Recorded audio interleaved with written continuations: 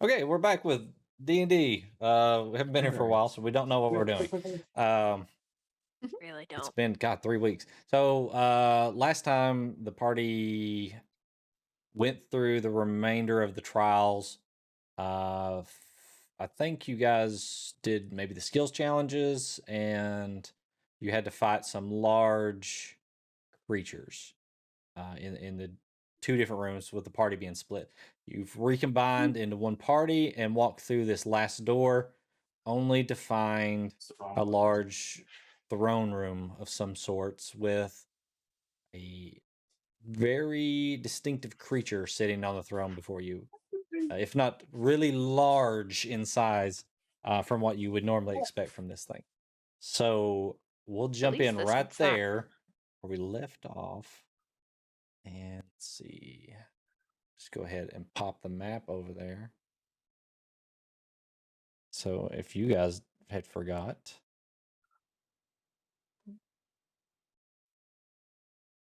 Okay, who's standing next to Yarman to grab him if he tries to run up and punch it? Who's fast enough to grab me? Exire's right there. I might be, dude. But you're far from me.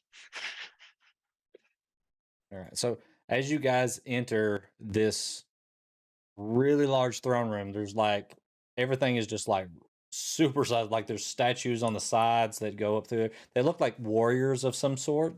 And then there is a rug in the middle of the floor. It covers a large area there. And before you is like a golden throne with a spherical type creature sitting on it with these little wiggly eye stalk things coming out and one large eyeball in the middle.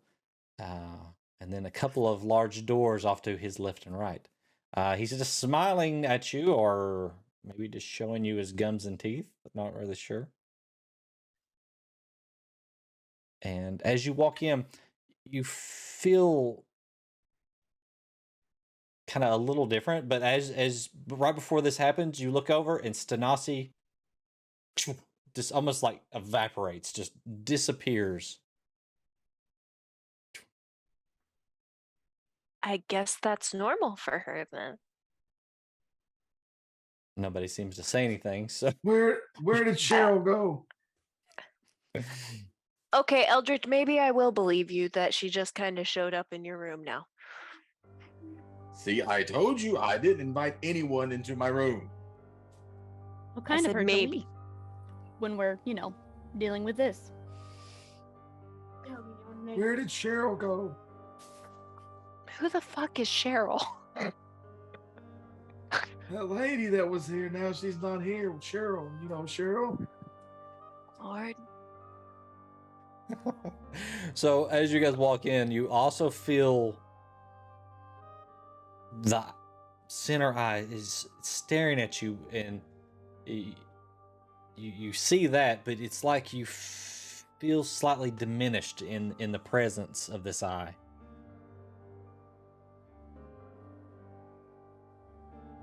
And as you kind of form up into a nice line there that I've seemed to have put you in, the creature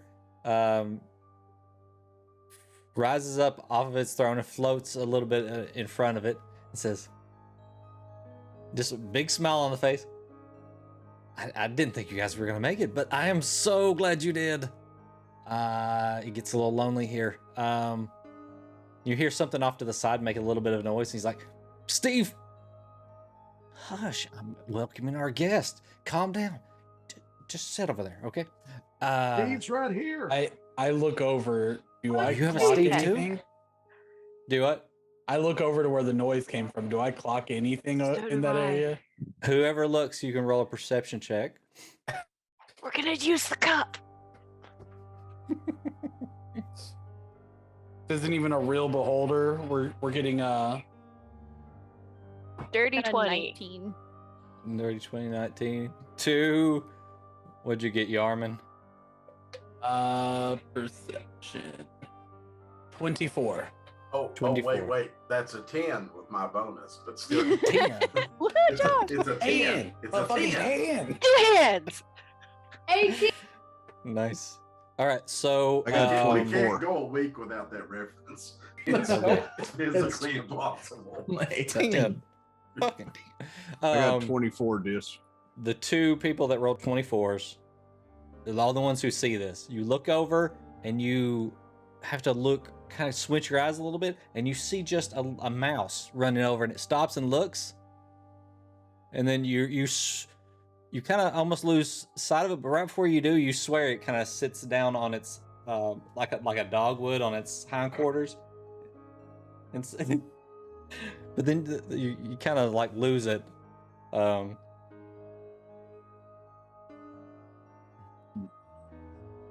And then this guy kind of floats down a little bit further and says,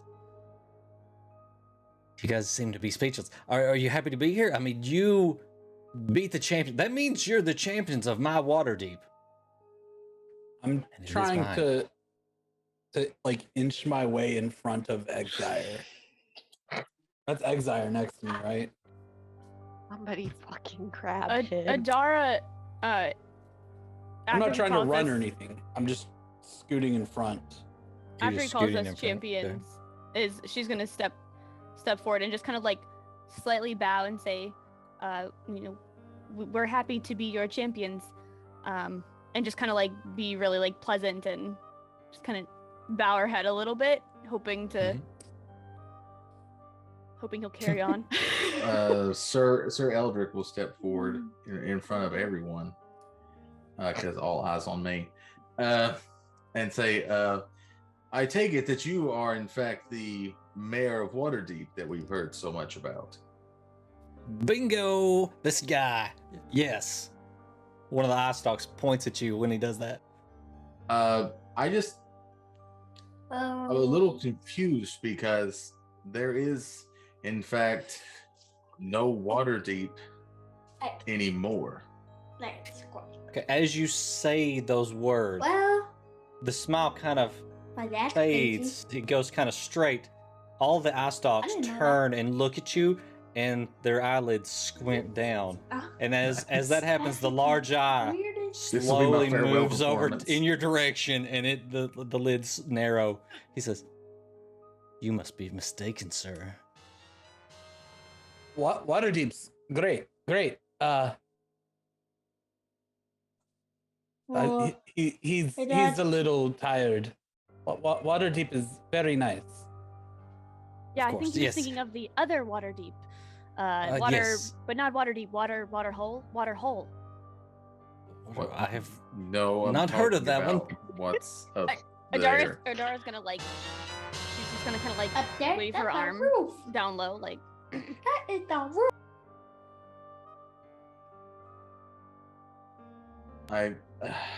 Okay. Yes, I thank you for inviting us to your city. That's better. Yeah, you must be famished, tired. Would you like some refreshments? Yeah, Roger, that'd be great. I heard there was going to be a salad bar. Well, we'll see what we have. Guys, go get him. Yep, go. You know, go. He's just waving off to the left wall there. Just you guys don't really see If I anything. look over there, are there just like rats just running? Roll another perception check. I mean, this is a monstrous room. You're looking like This- way across. This dude is the king of rats. This dude is fucking nuts. 16 total. 16. No, I mean, you swear you see something moving, and you swear you saw one before kind of sit like a dog. So you're not really sure.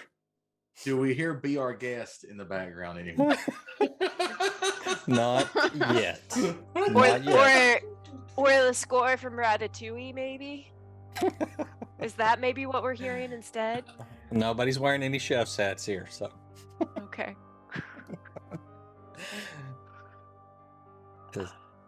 Yes. You do know that you are the first ones to actually beat those old champions. I did not know that. No. So, I am so happy about this.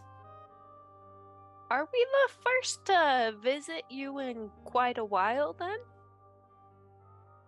No, you were just the first to win.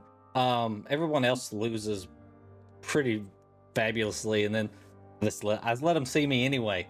I like the company. Okay. Got it. I mean, thanks for the entertainment. You did not have to do that at all. Oh, we didn't, did we? We aim to please, sir. I'm watching Sir Eldrick very closely, and I'm thinking about casting Charm Person on him if he says too much. Okay.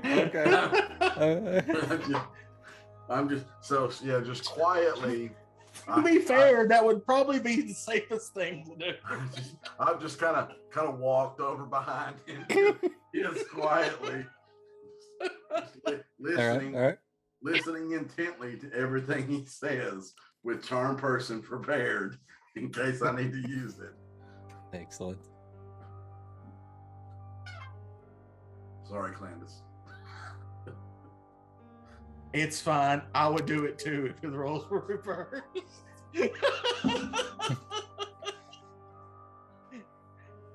Hey there, Tammy. We'll get to you in just a moment. Okay, so you got Charm Person prepared. You walk in behind him. He's just smiling again at you. Says, "Oh yes, I forgot," and he floats over like really close to you guys. At this point, I lay my hand on Sir Eldrick's shoulder. I'm just completely ready for this. Kyrie's just casually got her hands on her hips, like right next to the hilt of her swords. So she's like, "This is sketchy. I don't like this." He's like, ready. He's like, all of his eye starts to kind of wiggle a little bit. He's like, hang on. And he closes his middle eye for a second. You feel, as he closes his middle eye, you feel like almost just like the life come back into you a little bit. And then he opens it back up and you feel almost diminished before him again. If I remember correctly, when we walked into this room, wasn't I squeezing my hand just trying to make contact like constantly? You were. So when he closes his eye, does anything happen? You feel something, but then it immediately pulled back out. Okay. All right, so he floats over near you and he says, let's see, you, and he points at Kyrie. My party trick, watch this. And like one of the eye stalks kind of pushes out towards you and he says, "You think that no one wants you. I don't really think that's your fault. I mean, the first time, can you really believe those people? But the second time, I mean, you just wrong place, wrong time. Am I right?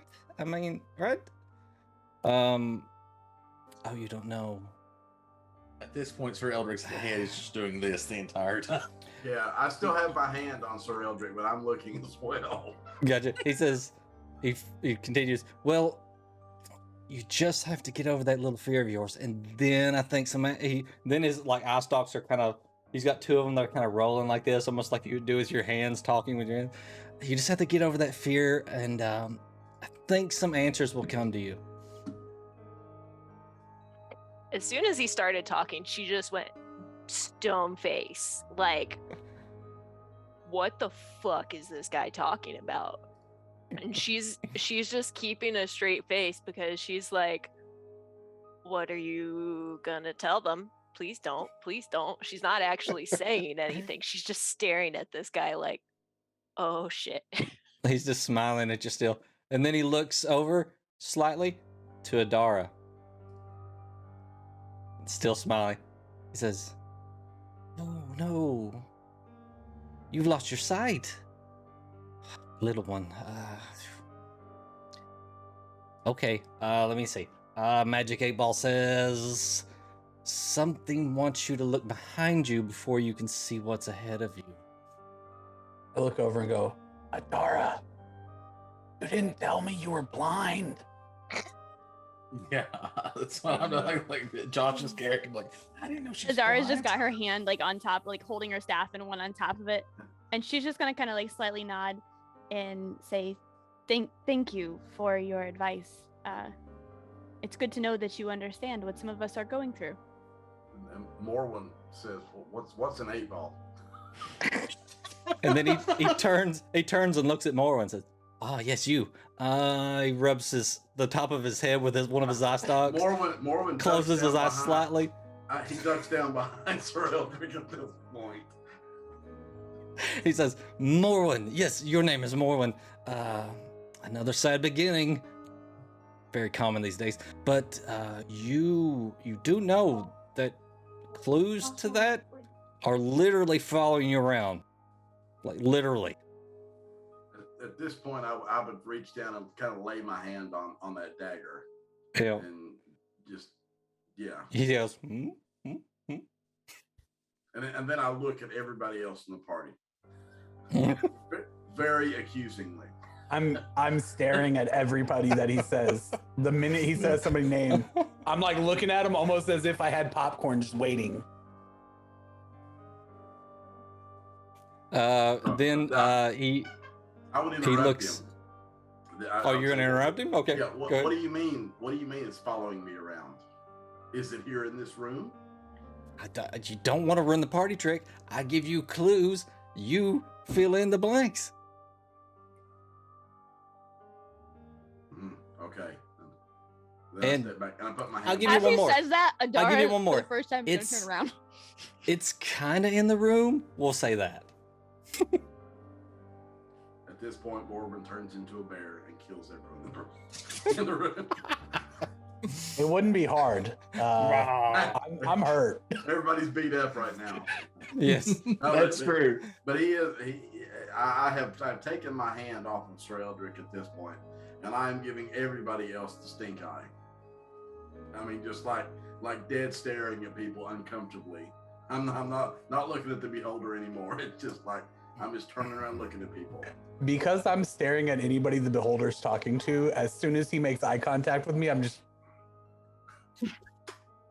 When Morwen when Morwen starts to like hold his dagger and starts looking around frantically after hearing what I can't remember his name. Oh my god. The mayor. the mayor. The mayor of Waterdeep has said, I'm gonna look to him just like softly with very soft eyes, and Morwen is gonna hear in his brain, Morwen, this is Adara. Do not let him get to you. Be calm. You would all notice that Morwen looks frantic at this point. So- he looks really unsettled. So what did you do there, Dara? You did what again? Sorry. I have telepathy, so I Yeah. I telepathically communicated with Morwen to not let what he's saying worry him. We'll It work doesn't it out. work. Be calm. Oh, of course it doesn't. Yep. Well, Yep. But you all And you would can notice tell. that- You can tell it's not working. You all would notice that Morwen is holding onto the. I don't have the dagger drawn, but you all would notice that I have a death grip on this dagger on my hip at this point. You see one of the eye stalks kind of rubbing his chin now as he's looking around. And he sees Exire. He says, I can't wait to see how this one plays out. I mean, it's really the path that's missing on this one. I think you got all the pieces there. Be patient, be patient. I'm sure something will come along and it'll just show you the way, all the way to the end. And then he turns and looks at Sir Eldrick. He says, You. Don't get my city confused with another city again. Also, I think opportunity would present itself if you would just maybe, you just need to speak with upper management. Does Eldrick need a haircut? Does he need a Karen cut? The bad part is, I understood that.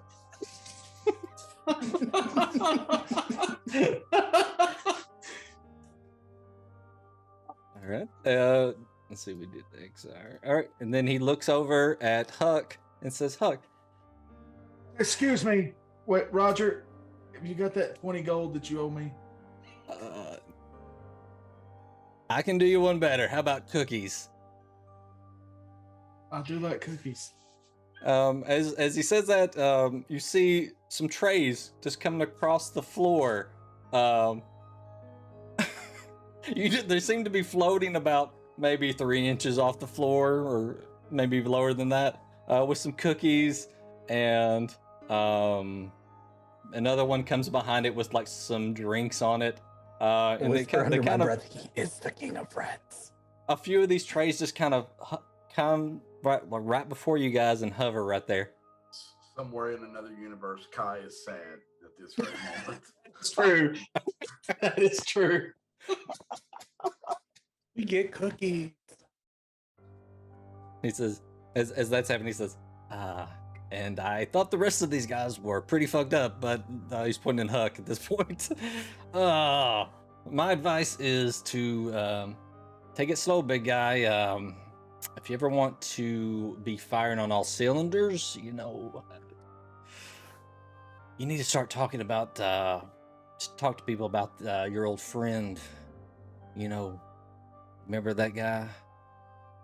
Steve? No, before Steve. Before Steve. Just you, let it sink Roger. in. No, before Roger. I'm Steve. Oh, okay. Hey, can I bring my dog? Yeah, work. Oh, yeah.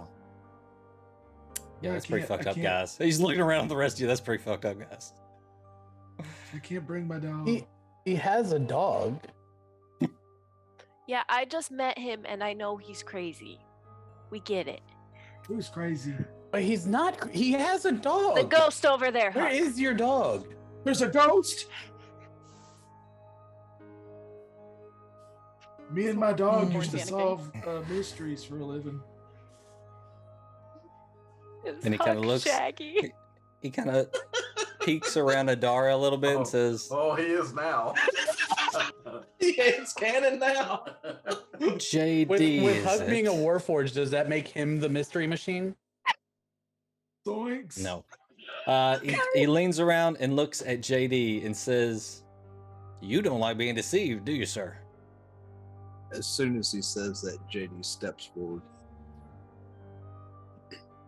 And I'm going to leave it at that one. So, It's not deceived. I don't like being lied to. yes. Similar, different though. I see. Yes. I don't like being deceived either. He looks over at Sir Eldrick again. What did I do? Is that what he says? Yeah, he literally said, what did I do? He's like, the city. You got him mixed up. You're trying to trick me. Have some cookies. Okay. Here, Is Eddie, he- have some cookies. These are great. As he floats back up here. Huck just literally crumbles them on his face. Yeah. Zara's gonna take a couple, but she's gonna put them in her pocket. Carrie's gonna take them and she's gonna hold them and she's gonna wait for somebody else to eat or drink first. Yarman is sitting down on the ground with the tray of cookies in front of him. Just Mormon Did is you pick picking up? You picked the tray up, or did Mormon- you? no, I'm picking the sitting tray down on up. the ground with the tray in front of me. Yeah, Mormon's picking a tray up to see what the hell's happening here. Okay. As you pick it up, there's like 4 rats up under it. Not mice, rats. And they look up at you, Hooray! and then they kind of scurry off. Turn and hand the tray to Yarman. I set it next to the other one and just keep going to town. So I have enjoyed the company, but it can't be why you came here. Everyone wants something, and I see it in your eyes. What do you guys want? Adara will step forward a little bit beside Buck and will say, "We have a few questions if you have the time." Oh, I have nothing but time. And Except when I she's don't have gonna time. look over to JD and kind of like nod and like nudge him. I'm just gonna look at her with a look like, fine.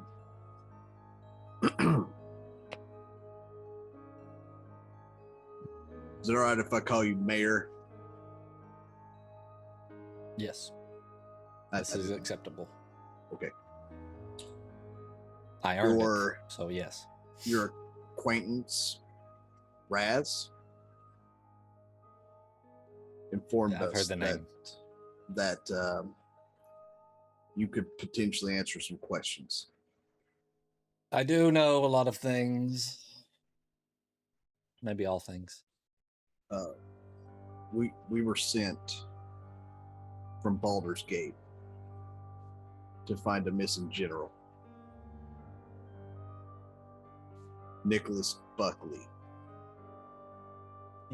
Would you happen to know of his whereabouts? You see his eyes squint a little bit. He says, I think I do know. The general that slipped away, hiding. No one can find him. But what do I get for this? Reach up a cookie. No, I have cookies, young one, but thank you. That depends on what your price is. Let me think. Does anyone here have a Cindy Crawford poster? Mine has a slight tear in it, and it's really bothering me. No? Okay. Well, we'll go with plan B. You know those motherfuckers that you just beat in there? Those shadow things? Those were actually people. And I thought they were called the Wild Stallions for a long time. They're actually called the motherfuckers. Those motherfuckers were called motherfuckers. Can you believe that? And guess what? Motherfucking Inception, yo. They are motherfuckers. And they had something that I want. But they're not here anymore. They were here like 1,000 years ago or something. But now they're gone. But guess what? My little informants tell me that they had a base.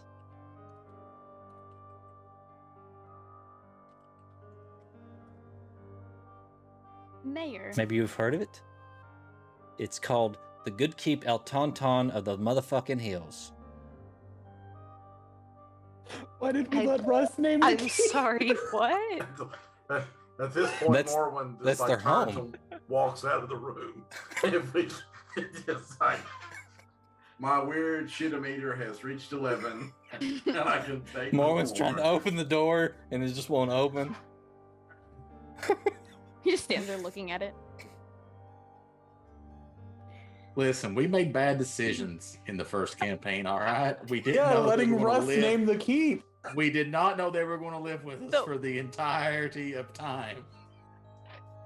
So what exactly is this item you're looking for? It's a bottle with a cork in it.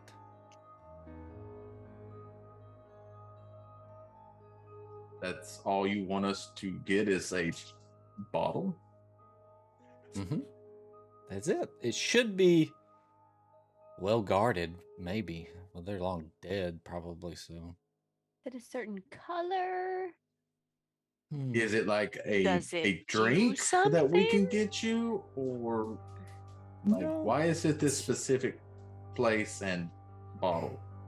It's a very specific bottle. It's the contents of it that's important. It has, I don't know if you're familiar with these things, a gin in it? Not gin, not the drink, I know. but like the creature? genie, you know. The Uh-huh. wishes creature? Yeah, you've seen that movie too. Yeah, I like that one. That's a good I one. don't know what a movie is, but I read about them Getting Yes. as meta as the fucking genie in here. I keep forgetting you guys. You like the fifth dimension stuff. Yeah, never mind. Yes, you should have went under your breath. Never had a friend like me. Oh my god.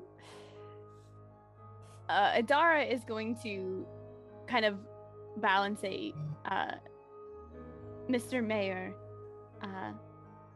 if we were to retrieve this for you,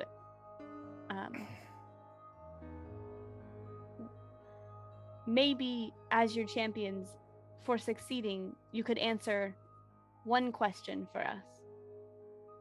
And we will agree. Totally can, but I need the bottle first. I mean, it shouldn't take you too long. I hear that this keep of the Mother whatever hills is just over near El Toril. It's just a hop and skip over that way.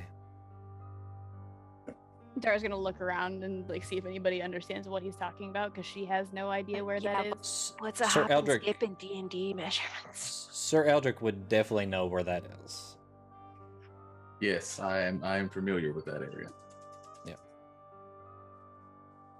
Yeah, I mean, tell me, it's just right over there. It's like It just is east it of- is truly not far away. And if we were to bring it back, we get to bring it straight to you. No more games as your champions. he smiles and kind of turns slightly. Yeah, I guess so.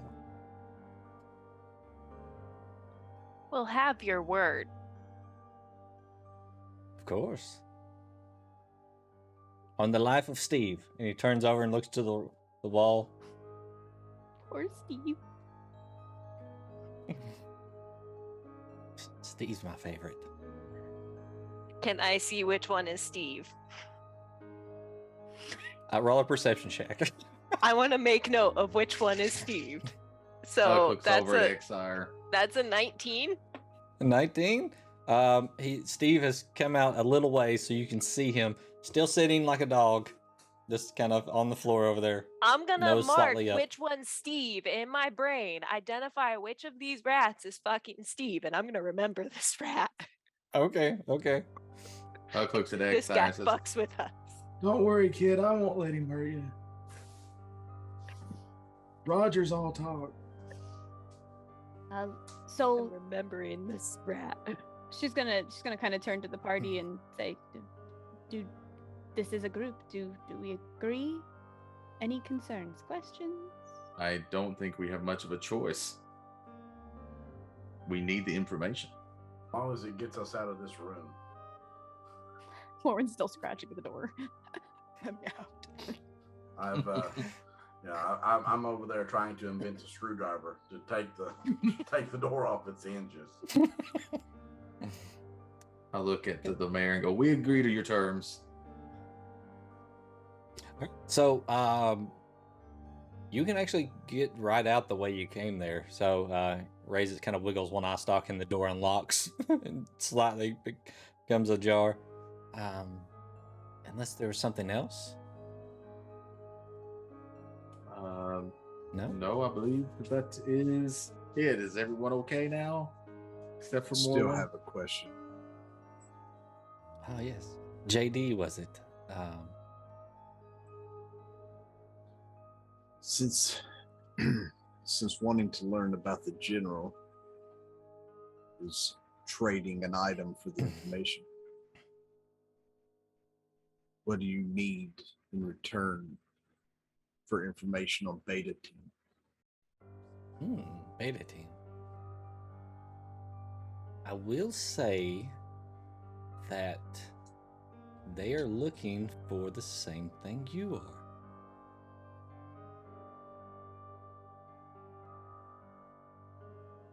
That may cause problems.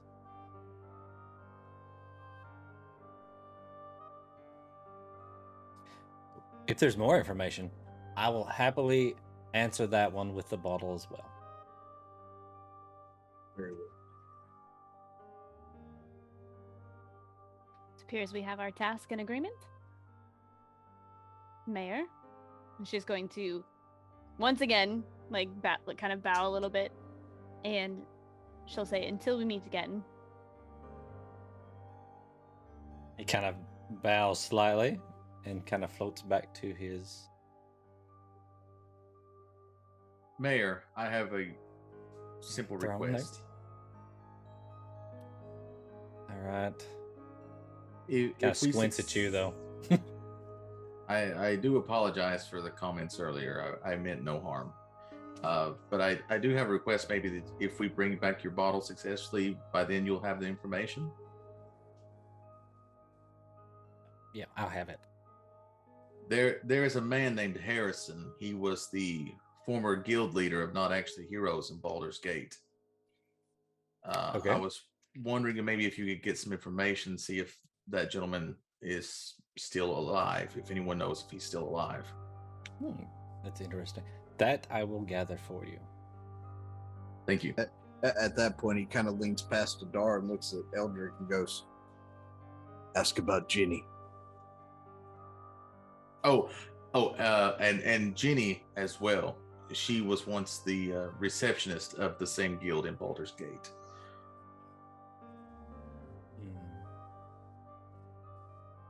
Yes, I that can be done as well. Thank you. Interesting. I would be in your debt, sir. These jobs you say they have. Weird. Okay. Anyway. Thank you. My guys will show you out, and then the rats kind of start coming out for the walls and circling you like in a semicircle around the door. So they're like literally herding us to the door. Kind of, yeah. Adara grabs 2 more cookies and then she turns around and walks out. I wait for Okay. every last one of the party members to get through the door, and then I fly over the rats back towards the mayor. And I look You at him. fly? I use a key point to fly. Is that That's part of arcane? my. Like fly with wings? Key points are natural abilities. Typically aren't magical. I mean, we can rule it as magical if you want, but typically they get pulled in as like. Are your wings magical? Or do you actually have wings? Yep. That's I don't have wings. It just kind You of fly. like a key point. You fly. But either way works. I should be able to jump over some rats and get back towards the mayor and go, now that they're gone, you told a lot of them about their lives. Do you know who my parents are or why they left me? Parents. I mean, I might. I might know those things. But what would I get from you? What do you want? Your soul. Ill. I'm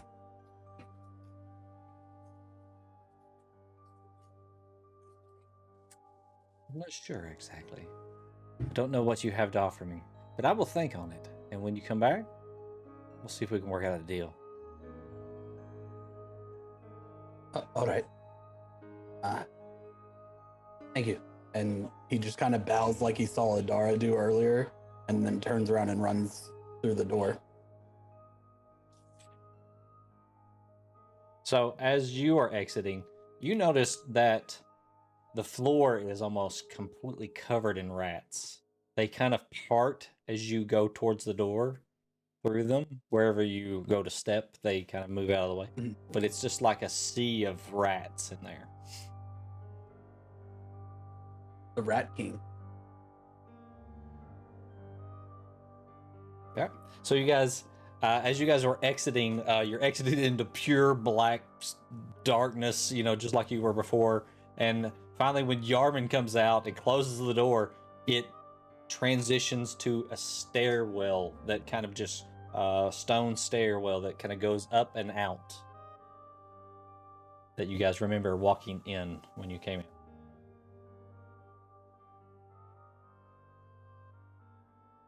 Yeah, I'm just gonna trudge straight up those stairs. Yeah. I'm out. Agreed. Let's see here.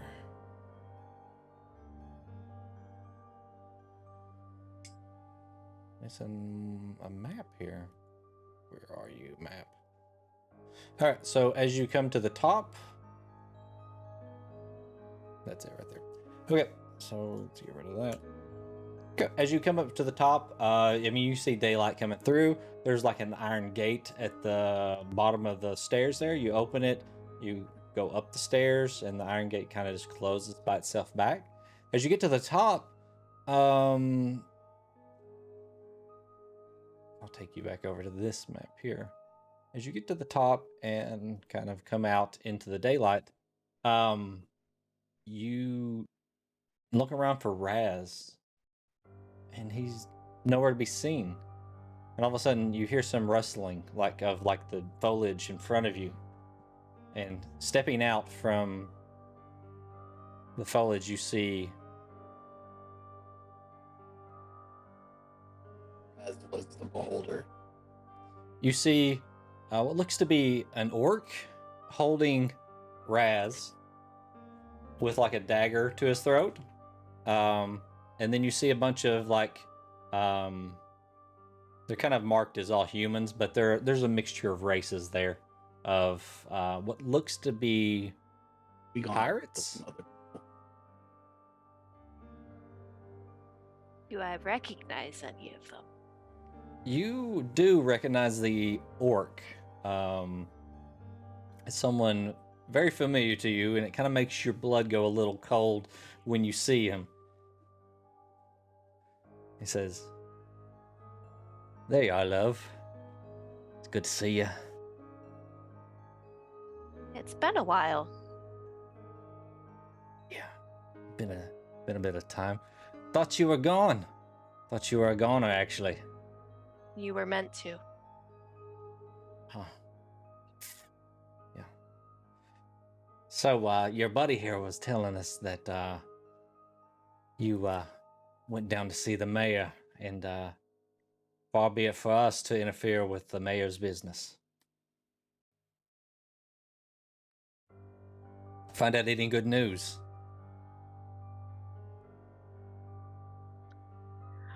We have a path to some. That's good. That's good. I got some good news myself.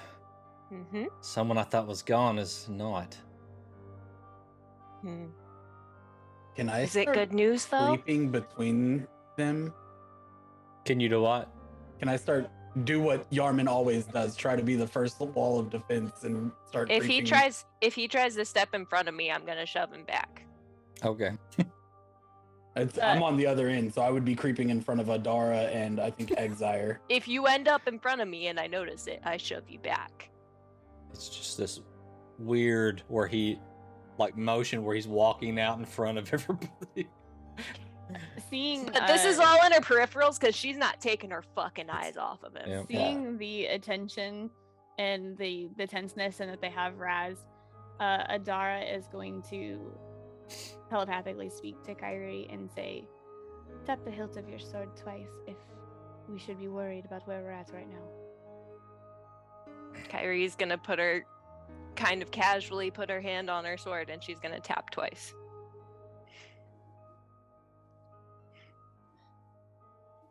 Great. And still not taking her eyes off of him. Dara just has her So, hands on her staff, but she's tense and ready for if anybody makes an action like an action against somebody or a quick movement to where she thinks she's gonna attack. They're gonna attack that she'll intervene. Since the shortest member of the party is behind Kyrie and one of the biggest members, as soon as JD saw them, he's already got his gun drawn, waiting for something to happen. You would notice that the other pirates around, they all have similar devices, not as sophisticated, but they have firearms. So they got flintlock pistols against my revolver.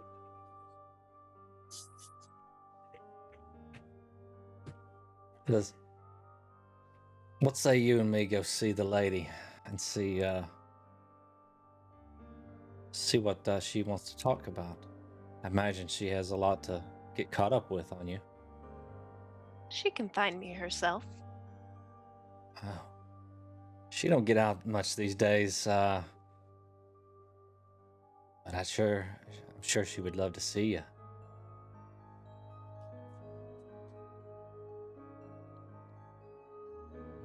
When the time comes. But that's not today. All right. Well, kind of pulls his dagger away from Raz and pushes him a little bit. Says, "We mean no harm. You know that, right?" Last Just time I didn't thought know. that there was a knife to my throat. Yeah. I could see that. But we'll be in touch. And roll a perception check. See if you see this. That's a Everybody nat just 20. Nat 20. You see that in, like, as he pushed Raz away, in his hand he's got what looks to be a compass, and he kind of just looks down at it and then looks up at you and looks back down at it and puts it in his pocket. Stop it. I'll see you Son around. of a bitch. That's Ellen saying that, not Kyrie. You Hey, son of Diz, a I know bitch. that item. I do too. Yeah. Hmm. Looks around at all your party members. Says, "Got some nice party members, so we don't make any trouble around the mayor. You understand? I see you guys ready to fight, but we'll leave you be." Yeah. As he says that, I'm like pulsing my hands into fists at my side, and they're just rotating through all the elements.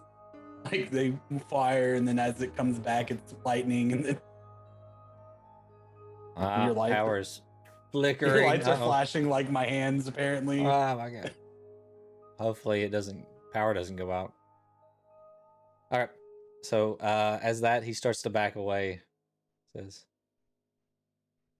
and they slowly back away into the foliage. As they slowly back away, Kyrie and Prugwin hear a click as I put the hammer back down on my gun and load it into my holster. Kyrie does not relax when they step out of you. She's still tense and stressed. Diz, I also sent you a message. As a joke, because we tried to get Raz to come with us, Janie's gonna be like, "See, if you took your ass with us, you wouldn't have had a knife to your throat."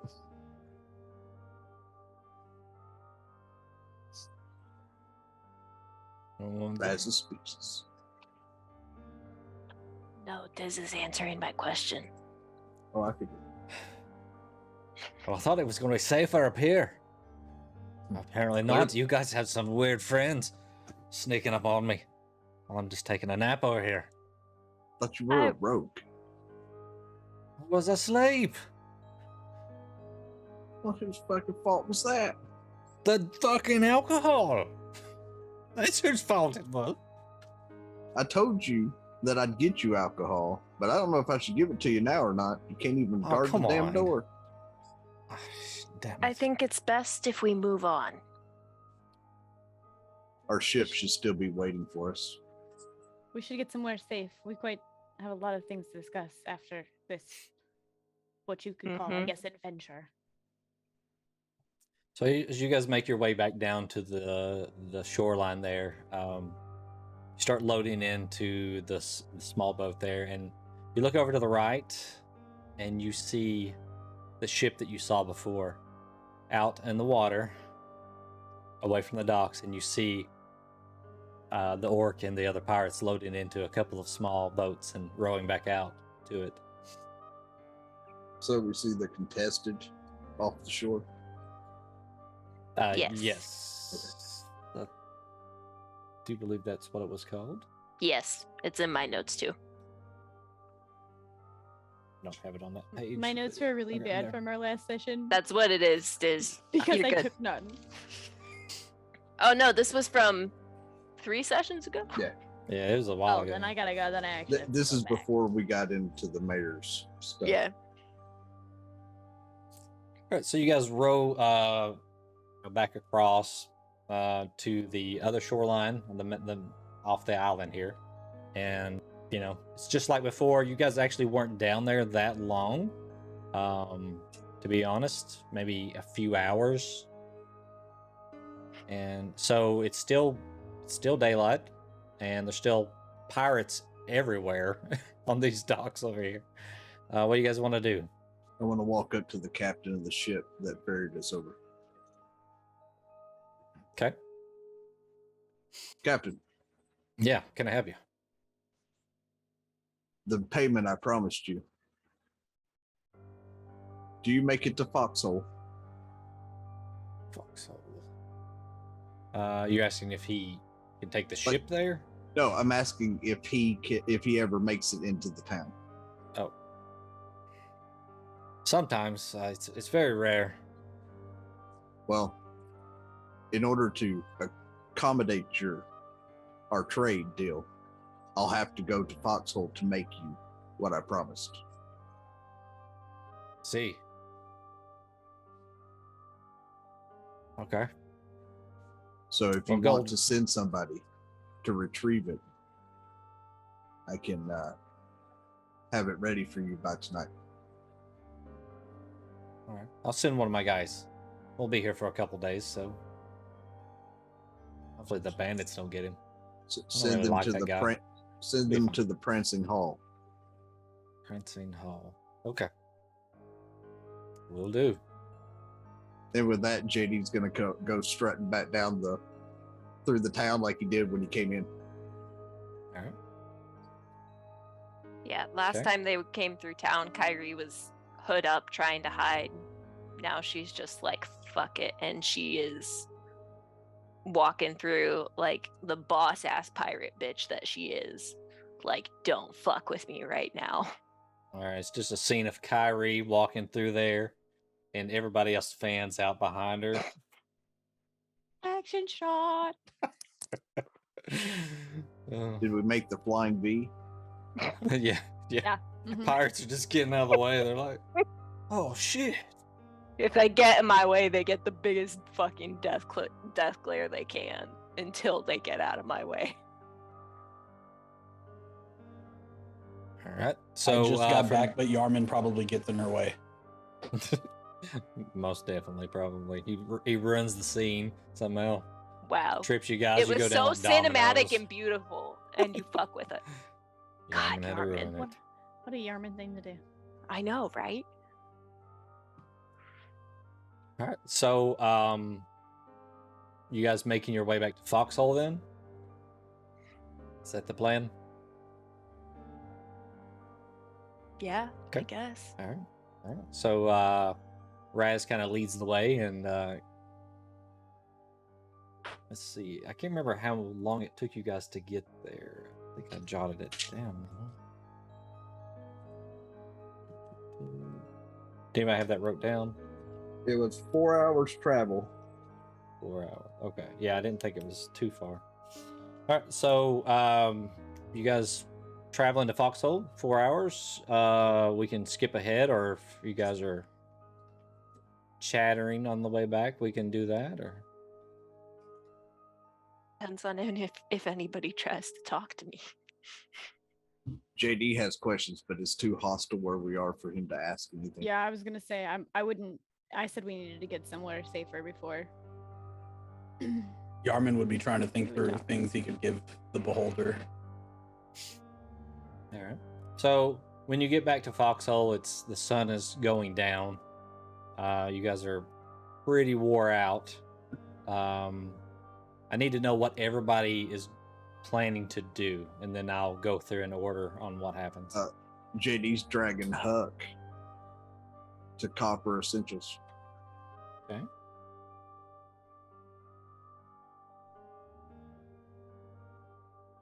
Okay. Everybody else? Kyrie's going to the tavern to buy a fucking drink. Dar is Or- gonna or go with 20. her. We're starting with one, but as the night progresses. What about everybody else? I think Morven's going to get drunk too. Just to the tavern? Yep. Yep. Okay. Yarman would be trying to get drunk. so Sir we'll say- Eldrick is going to dwell on what the mayor said, and he's going to go to his room and pray to Anwar. Hope another lady teleports into his bedside while he's naked. All right. And I guess everybody else goes to the tavern.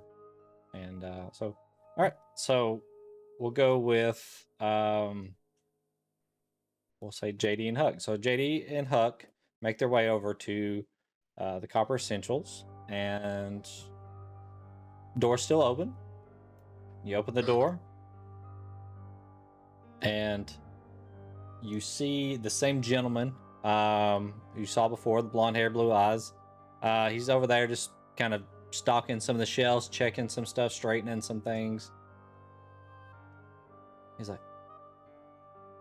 "Oh, you must be here for Yesley." Yesley calls out, and then a few moments later, a door opens to the back, and you hear footsteps come out from behind the counter. I was gonna say it's not like we can see each other on the other side.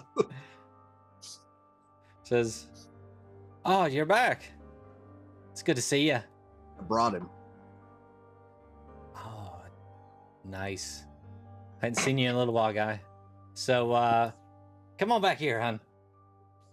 I want to show you something. Yep. JD's you. like, "Come on, Huck, let's go." Okay. All right. Hey, As you go to the James, back, what are we doing here? You are going to try to assist her in something. So Okay. hopefully we can get it sorted. So as you walk around the counter and go into the back there, it's a pretty large open room. And did you go back there before? Yes. Okay. So as you go back there, you see all of the things that you saw before. There's like all these orbs sitting around, and an odd amount of orbs. You see like a cube sitting over in one area. You see a pair of slippers sitting on the table, and you see a doll sitting on a table by itself. Just like odd placement in this workshop. And over in the corner, you see a Warforged that has been like partially put together. It's not like completely 100% put together. She says, "This is what I wanted to show you." At that point, JD, seeing all the stuff, he goes, "Looks like you've tinkered a few new things since I was last in here." Yeah, I keep myself busy when we're not out flying around saving people like you guys. She smiles at you. Huck, was it? Come here. Oh, okay. James, She do you kinda- know this woman? Yes. Okay. What'd you say your name was? Yesley. Yeah, Molly? Okay, Molly, I'll go with you. When he says that, JD just looks at her and goes, "Just go with it. He's got a chip All right. loose somewhere." She brings you over, and you see this like partially put together, like all the parts seem to be there, but it's like the upper torso is separated from the lower torso. It's like got one arm on, one arm's on the ground. Like one of the feet is like just loose from the leg. It says, "I was wondering if you knew kind of what makes this thing go. Like if I've tried electricity, I've tried other forms of energy, some combustion. Nothing seems to get it up and going." How would I know? I'm not like a engineer, mechanic, or anything like that. I mean, yeah. I did know well, an artificer once. He maybe you blew could just- himself up.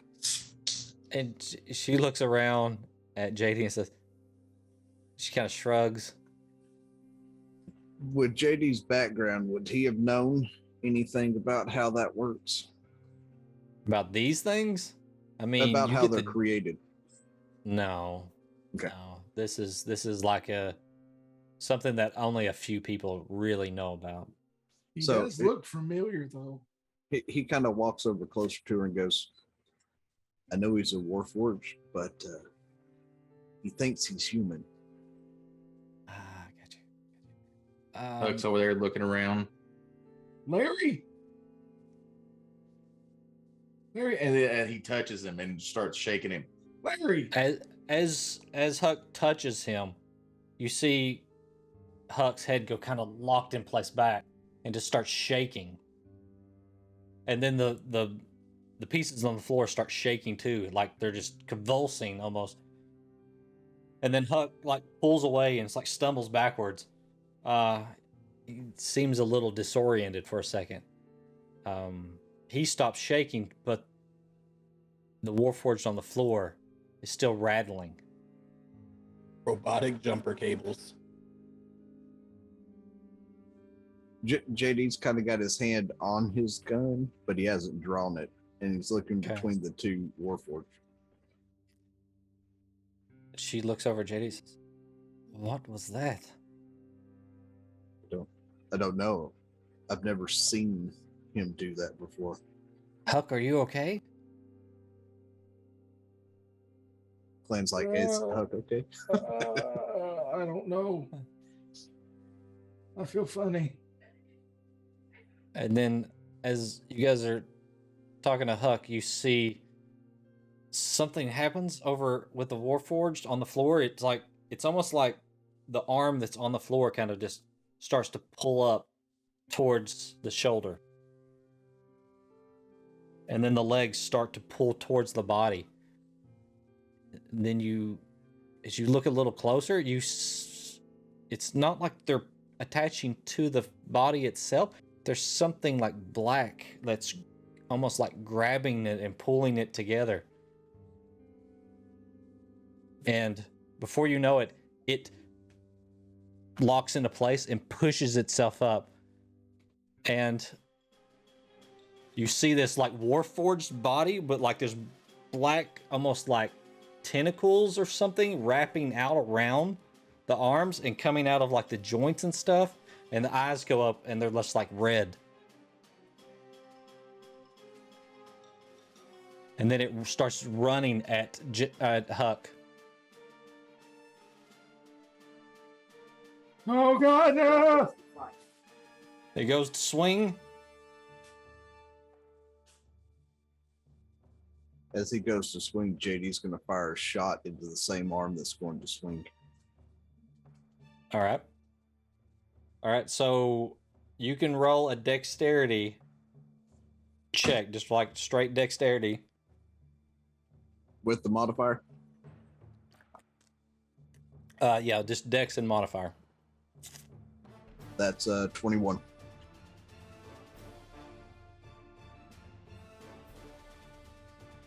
All right, so roll your shot then.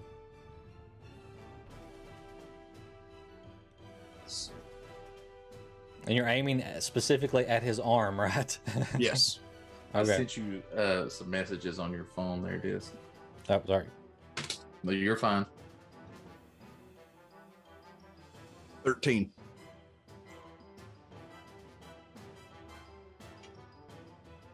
Um, 13 to hit.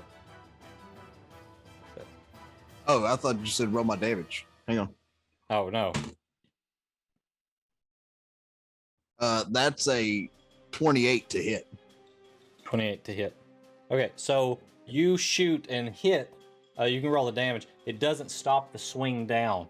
And that is... You want me to re-roll damage? No, you can go with a 13. That's fine. Okay. The strike comes down, and it's 18 to hit. Does that hit Huck? Do you have his sheet up? Sorry, I Okay. didn't know you were talking to That- me. I apologize. That does hit. That does hit. Yes, that does That hit. does hit. Yes. That hits very well.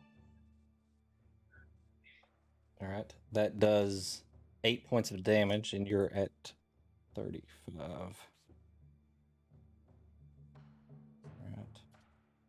Okay, it continues like with a second strike. It swings through. So that was your surprise, JD. And it swings for a 14, which looks like it That barely hits. hits. Yep, that hits. And that is 11 points of damage. All right. Takes me to 16. With that, we're going to roll for initiative. Yay!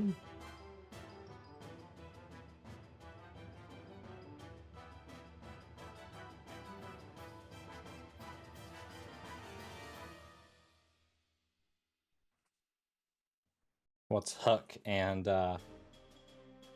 JD got? JD's at 24. Huck is 11. Okay. JD. All right, so we got Huck, or sorry, JD at first.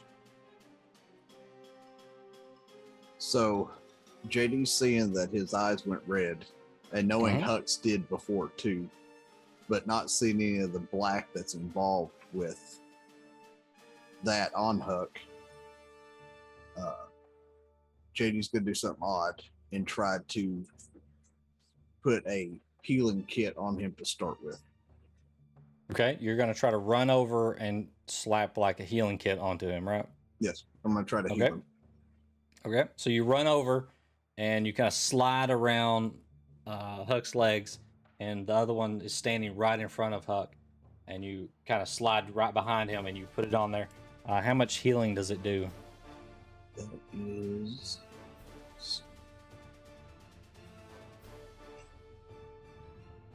Oh, I gotta pull it up because it's not in the actual description.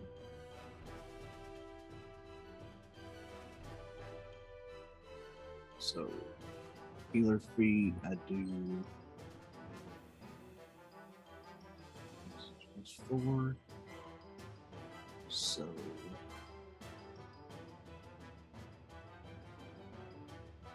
that is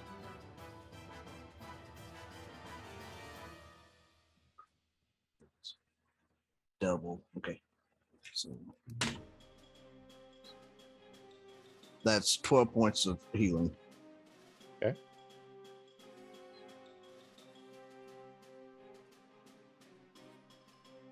Yay. All right. I like healing. So as you do that, you look up to see if his eyes change, and it looks down at you, and they're still glowing red. Okay. All right. So that's your action, right? Yep. So you have anything else? No, that's it for now. Okay. You're engaged with him at the moment, so you're within melee range. Huck. I'm very shocked at what happened, so I'm going to return the shock, and I'm assuming he is within melee range since I touched him just a second ago. He is, yes. Okay, so I'm going to cast Shocking Grasp. Okay. Is that a save, or that's an attack? That's just an attack. It's a melee spell attack. All right. Go ahead. Okay. So that would be a 16 to hit. 16. That actually misses on that one. Okay, cool. Does it do half damage? Or is No. it just... Okay. No, I either hit or miss.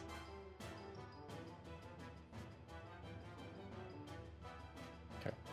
All right. So on that one, it's... Did you use advantage, Clan? He's made of metal. He is made of metal. Oh, that is true. I did not use advantage. All right, much better. A 26 to hit. 26 hits. Yes. All right. So 2d8. That does 10 the lightning damage type, and he cannot make reactions until the start of its next turn. Okay. All right. So now on his turn, are you moving or anything, or are you just staying right there? I'm gonna stay right there. Okay. All right. So on his turn, he takes one melee attack at Huck, and that is a 21. That hits.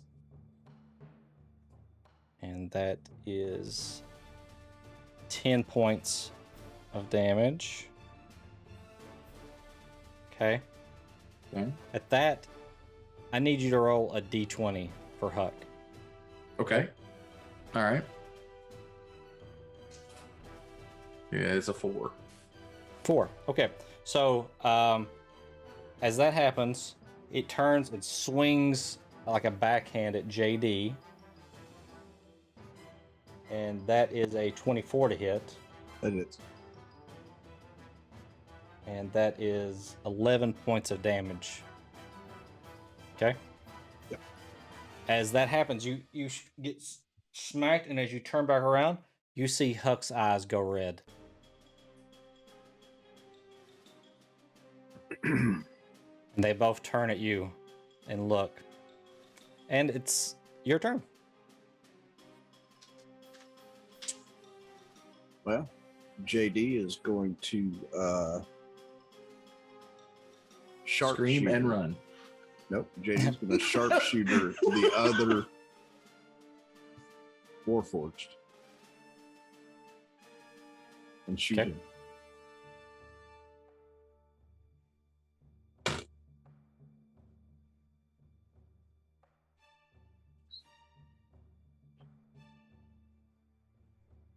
That's a 21 to hit. 21 hits. Yep.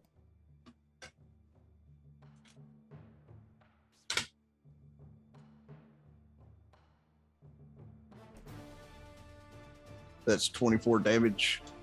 Okay. It's close range, but you have something that. Yeah, Yeah, on you got my that one studded thing. armor, You got I that one have thing. Yeah. disadvantage. I don't have disadvantage in melee range. Right. All right. What was the damage? 24. 24.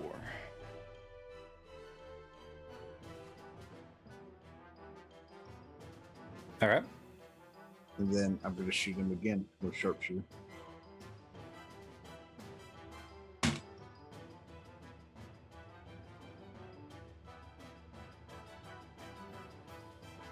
That's a 22 to hit. 22 hits.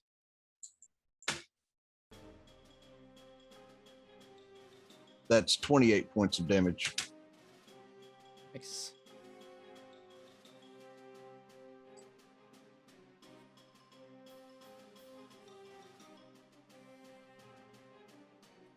All right. And then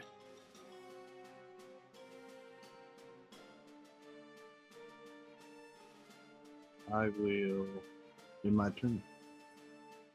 Okay. In your turn. Okay. All right. It is now Huck's turn. And as Huck kind of just slides around and kind of moves behind you. And as he does, you're almost expecting like magic to hit you from behind, but it's actually just this big metal arm swinging down at you.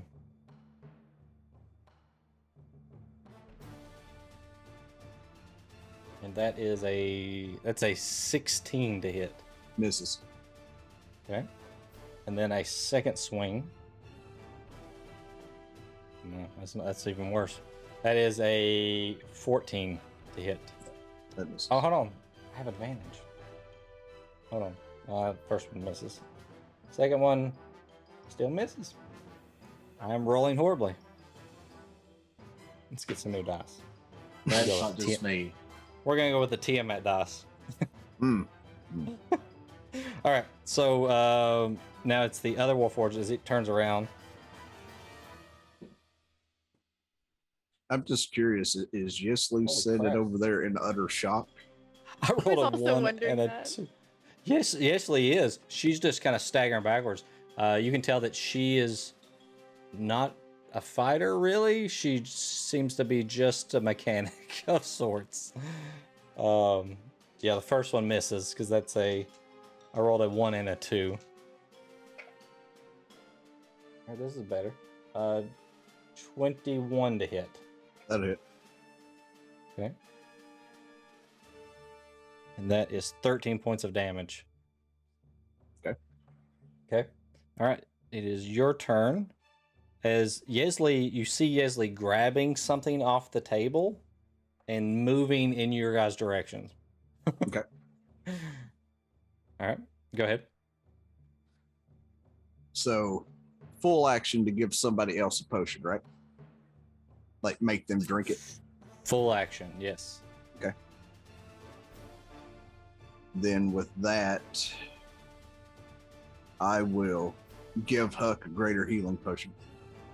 All right. So usually the scenario is that the person is unconscious on the floor and you're opening their mouth, pouring it in.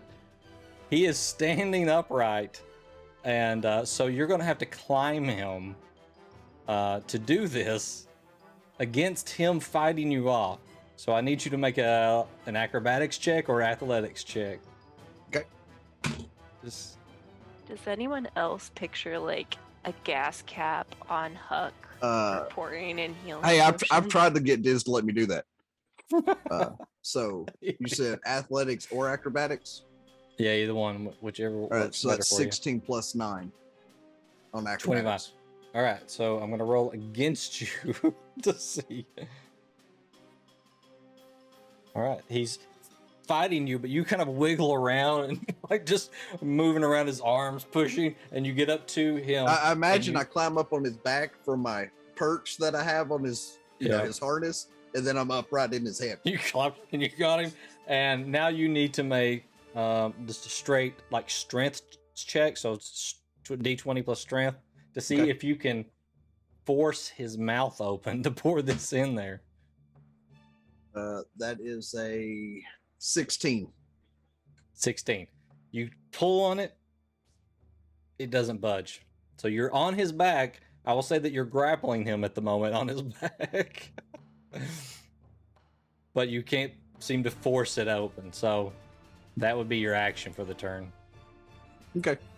Climbing and doing that. Yep. All right. So on Huck's turn, Huck kind of just, he can't seem to go anywhere, but he kind of spins in place a little bit as he's just trying to hit you over top of his head. So he's going to roll that with disadvantage. That is a miss for sure. That's a good one, Clay. You're welcome. That is an 18 on the second swing. That hits. Okay. Dang, I'm afraid to ask what that first roll was. If an 18 is what you came up with.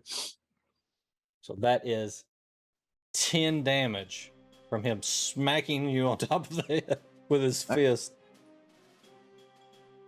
And the other Warforged comes up, and I don't know if this would be considered flanking or not, because you're kind of up in the air, so I'm just going to do straight rolls on these attacks. It's just odd combat. All right, that is a 12. That one misses. And a 13. Nope. You're just jumping around avoiding these things. Okay, now it's your turn. Well, since JD clearly failed on trying to get the potion in his mouth, I'm going to use a healer kit on Huck. Okay. Right at the back of his head, like at the base of his neck. Okay. All right. So how much healing does it do? So it's his hit dice plus, like his max number of hit dice plus so he's 9. A wizard. So it's a D6 plus 9, so 15? Yep. Or does he have to roll for it? No, it's the it says plus additional hit points equal to the creature's maximum number of hit dice. Okay. So as you do that, you kind of peek around the side and you see his left eye it kind of goes back to its normal color. It's good to have you back, buddy. Try not to die this time. What happened? We're in a fight. Kick this fucker's ass. Okay. All right, it's Huck's turn with JD on his back. Still grappling him at the moment. hanging on for dear life at this present time. But you don't have to go anywhere because it's the other thing's right in front of you. Okay, I'm going to stop grappling Huck. Huh? No, I mean not Huck, but JD. I was grappling you. JD. I was grappling you. Oh, you're grappling me? Yeah. Oh. I'm hanging on for dear life. Well, at this point, I'm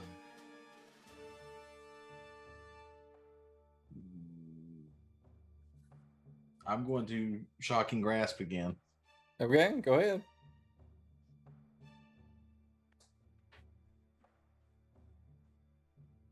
Hmm. 17. 17 misses. Sorry, I'm kind of groggy. What? All right, that's your action. Anything else? I'm going to try to move backwards. Okay. So as you step backwards, it takes a swing at you. That is a 16, which I do believe hits. That does hit, yes. All right, that is 11 points of damage. And I need you to roll another d20. 7. 7. 7 murderous intent. As that happens, it's not so much you see anything, JD. Ahoy, mateys! It feels like there's pirates in the room. There is. We're under attack from all sides. Damn it! Those pirates came back. You feel like Huck like almost stiffen up. Okay, so it is now. Okay, you only take like one step back and then like Huck, and then you stop. Then the other Warforged comes and tries to like reach over top of Huck and like punch you, JD. And that is a 23 to hit. Yep. Okay. That is 10 points of damage. Okay. And that one's gonna miss a 9. Dang, he got triple. And so now it's JD's turn. I'm still on the back of Huck. Yeah. So seeing that Huck's not moving now. Before that happens, let's see. No, actually, go ahead. She'll do it after your turn.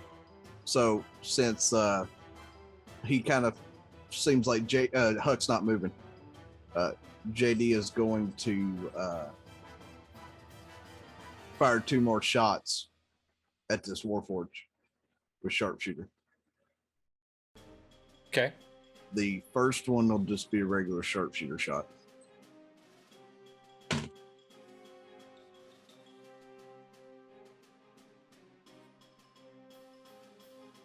So that is a 20 to hit. 20 hits. Okay.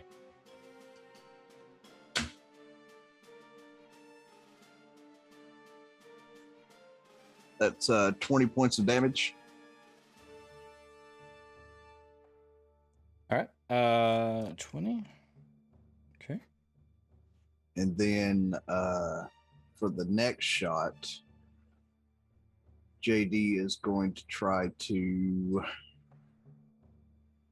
winging shot him to the ground with his sharpshooter. Knocking him prone. Okay. Yeah. It's a 21 to hit.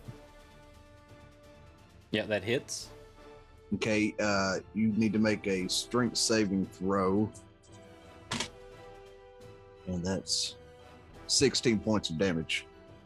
Okay, 16. That is a 21 on the strength. Okay, you succeeded. Okay. All right. All right. So, is that all, or? Yeah, that'll be my turn. Okay. On Huck's turn, he is going to try to just.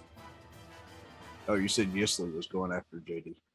Oh yeah. So Yesley comes through and with like a pot in her hand, like this iron pot, and just like tries to hit the other Warforged with it. And that is a horribly gone wrong miss as it hits it, but it just kind of bounces off of it and it looks over at her. All right. So Huck is going to try to remove you from his back, like almost like to like pound you into the floor, kind of. So I need you to roll athletics or acrobatics as he's trying to.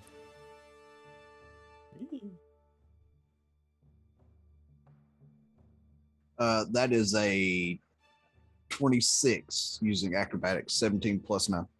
Yeah, I rolled a natural 3 on that. So yeah, you keep on as he's trying to just pull you off. So that's his turn, and the other Warforged turns and looks over at Yesley and starts walking over there and hauls off to like backhander. Does he walk out of melee range? He does. Yep. Do I get an attack on him? You do, but it's a melee? Does it have to be a melee attack?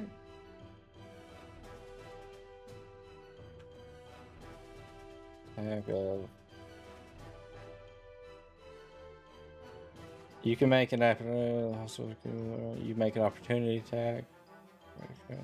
One melee attack against the provoking. Yep. So it's gotta be melee though. Well, I mean, I can't free action pull my rapier with my other hand, can I? No, because you've got that some bitch. You've got a hold of Huck with one hand, and then you've got your gun out. So you can like do just an unarmed strike at him. No, it's fine.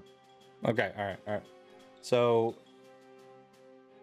he looks like he hits Yesley and hits her one time, and she just falls to the floor. She's not moving, and it turns and looks at you and comes back and makes another swing at you. Ooh, that's a 23. That hits. Okay. And that is 13 points of damage. Okay.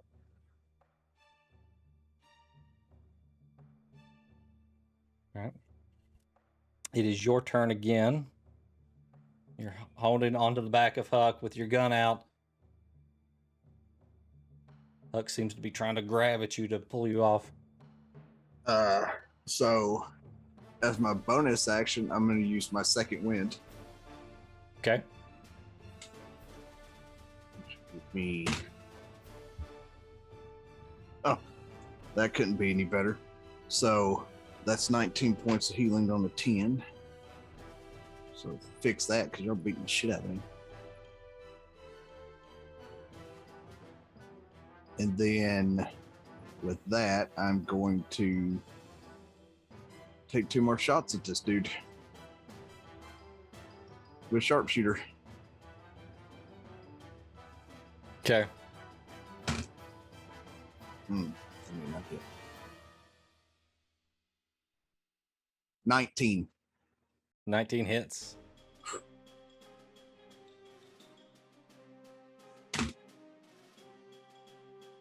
Uh, 19 points of damage. Okay. Next shot.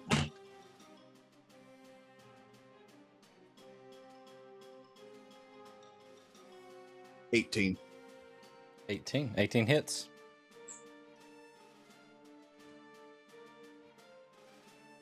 And you've blown like chunks out of this Warforged.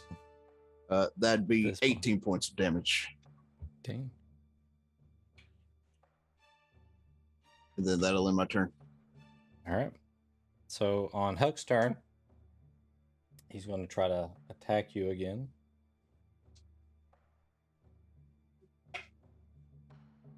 That is an 11 with disadvantage. That's a miss. And a 13. Misses. Misses. All right. Then the other one's going to come up and take a swing at you. That is a 12. That misses. All right. And on its last hit, it kind of like just opens up its arms instead, and all these like tentacles reach out to grab you. And I need you to make either acrobatics or athletics check.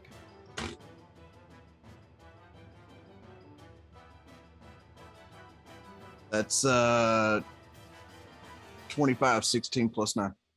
Okay. So you're able to fend off like all these tentacles like grabbing at your leg and stuff. And Huck is kind of helping as he's spinning around trying to pull you off his back. All right, so it is your turn again.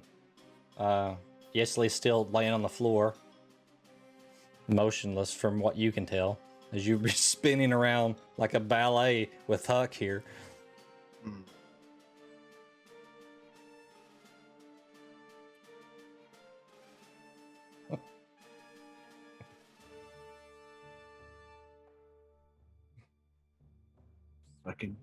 Fucking Huck. So I'm going to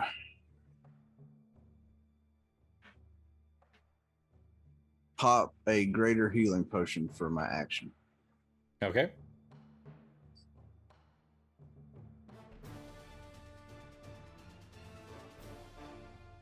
Then I guess that'll end my turn. Okay.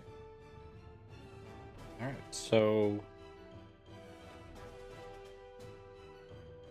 on Huck's turn. So to use the healing potion, you have to use your hand. So I guess you put your revolver up and then do the healing potion? Yeah, because okay. All right. I have taken action to reload it. I fired 6 shots already. Gotcha. All right, so Huck is going to try to hit you again. That is a 13. No. And I roll a natural 20 and a natural 1 on disadvantage. Yep. So he like swings the hit, and okay, yeah, not confirmed. So he's just swinging. He actually kind of hits himself on the head one time. That should knock some sense into him. I don't think there were any sense in there. So, all right. So the other one comes over. That is a 19 to hit. Yep. All right.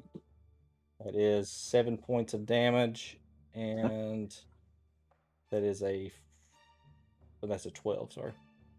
So the second one misses. All right. Okay. Your turn again. So I'm going to reload my gun. Okay. And you said that takes full action? Or one of my attacks? It takes one of your attacks, right? Okay.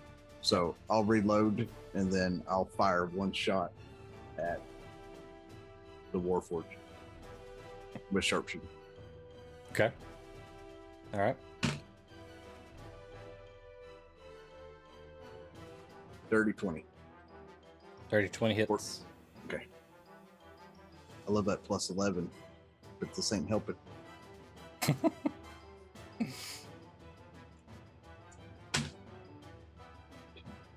20 points of damage. 20. All right. So how do you want to do that? As So you take him down. After all those tentacles showed up, JD's literally just going to point right between the eyes of the Warforged and put a bullet right between his eyes. All right. You kind of spin the revolver around, emptying the shells. You've got some that are just in the formation that you need them in. You kind of grab them and slap them in. And then as it's reaching for you, tentacles and all, you put the gun almost inches from its forehead and pull the trigger. And it finally stops moving. And the tentacles retract inside, and it just falls to the ground into pieces. Still got to deal with Huck.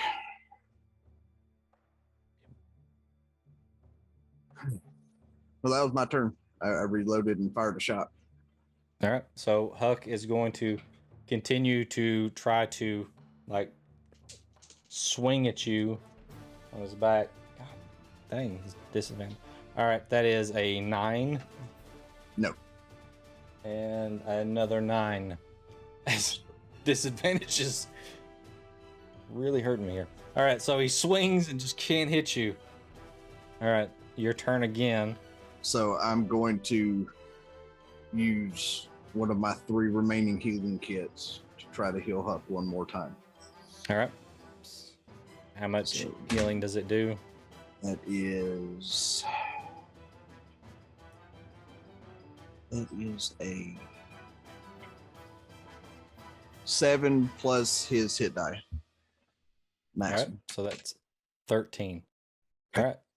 With that, you feel the frame of Huck kind of soften a little bit as the shoulders slump down just a little bit, and the curve in his back comes back, and the eyes dull from the red again. So as Huck looks more like himself, JD's going to jump off his back and run over to Yisli. Not even going to acknowledge that Huck's back or not, because Huck doesn't remember anything that happened anyways.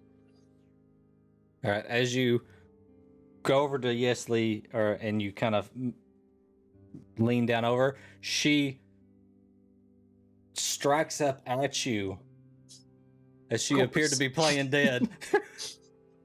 Of course. And I'm going to give her advantage on this. I'm going to get a nice scar across my chest. Yeah, that is a 19. That hits. All right. She hits you with this little like metal device. You feel it hit right into your chest, and you just feel this shock just going through you as you take 3 points of lightning damage. And then you just see her eyes she drops it and kind of her eyes go wide, and she's just, it tinkles. I didn't mean to do that. I thought it was the thing. It was coming to get me. It's fine. And she looks over at Huck. She starts scooting away. It's okay. He's fine too. For Huck, he's fine. There's something wrong with Larry. There's something wrong with you, Huck. What are you talking about? I've been here the entire time. Yeah, beating the shit out of me. Dude, no, son, no. Why would I hit you, James? You tell me. Your eyes went red and you beat the hell out of me along with your buddy. I don't believe any of this happened. And right as you say that, a flash of light. It's Tanasi standing there, right in between you two. It's Sharon. Where the flying fuck did she come from? She leaves us at the mayor's and then shows up here after the fight? What the hell? Remember Eddie said that she did that in his room. And we all thought he was just boning her. Maybe Eddie was telling the truth. Maybe Eddie hasn't boned anybody. I mean, Poor Eddie. As stuck up and tied up wad as he is, he probably hasn't ever boned anybody. You talk to that boy. Okay, I can't. When did you get here, Sharon? Just now. You didn't see her fucking come in here? I saw a light, and then there was Sharon. And then I talked about Eddie not boning anybody. Poor Eddie. Just any other light you see, don't go near it just yet. No, I learned years ago, don't go towards the light. When people do that, they don't come back. After that, JD looks at Yesli and goes, she's kind of with us too. Who is? Thank goodness. Stanasi. And he points. Yeah, Sharon. We've met. I know. I said Sharon's here. I think something's wrong with James. He's not right. Do I see any visible damage on him? On Huck? No, on Buck. Oh, I'm well under half. JD and Huck both look like they're just destroyed. Out of 90 hit points, he looks to be around 45. I look to be around 38 out of 103. I was making it up, sir. Yeah, I'm being serious. What happened, James? You look like you've been in a fight. I have been with that piece of crap on the ground and you. You mean Larry? Sure, with Larry and you. I ain't going to Fought touch both of Larry you. no more. No, don't you touch that damn thing ever again. As they're going back and I touched forth. him, and then everybody started acting weird. As they're going Huck back is and forth, I standing give literally JD, like, a foot away from this thing. I give JD a potion of healing, greater healing, as they're going back and forth. Son, drink this. I may have missed it, but you look a little worse for wear. So I hand him over the potion. I take it and look at Snossi and go, you try getting the hell beat out of you by two fucking Warforged with 4 arms. Fucking insane. There's 2 Warforged? Where? I see 1 Warforged. Take 3 steps back. Just take 3 steps back. Okay. 1, 2, 3. Just to separate them from that thing. Do you want me to do the hokey pokey?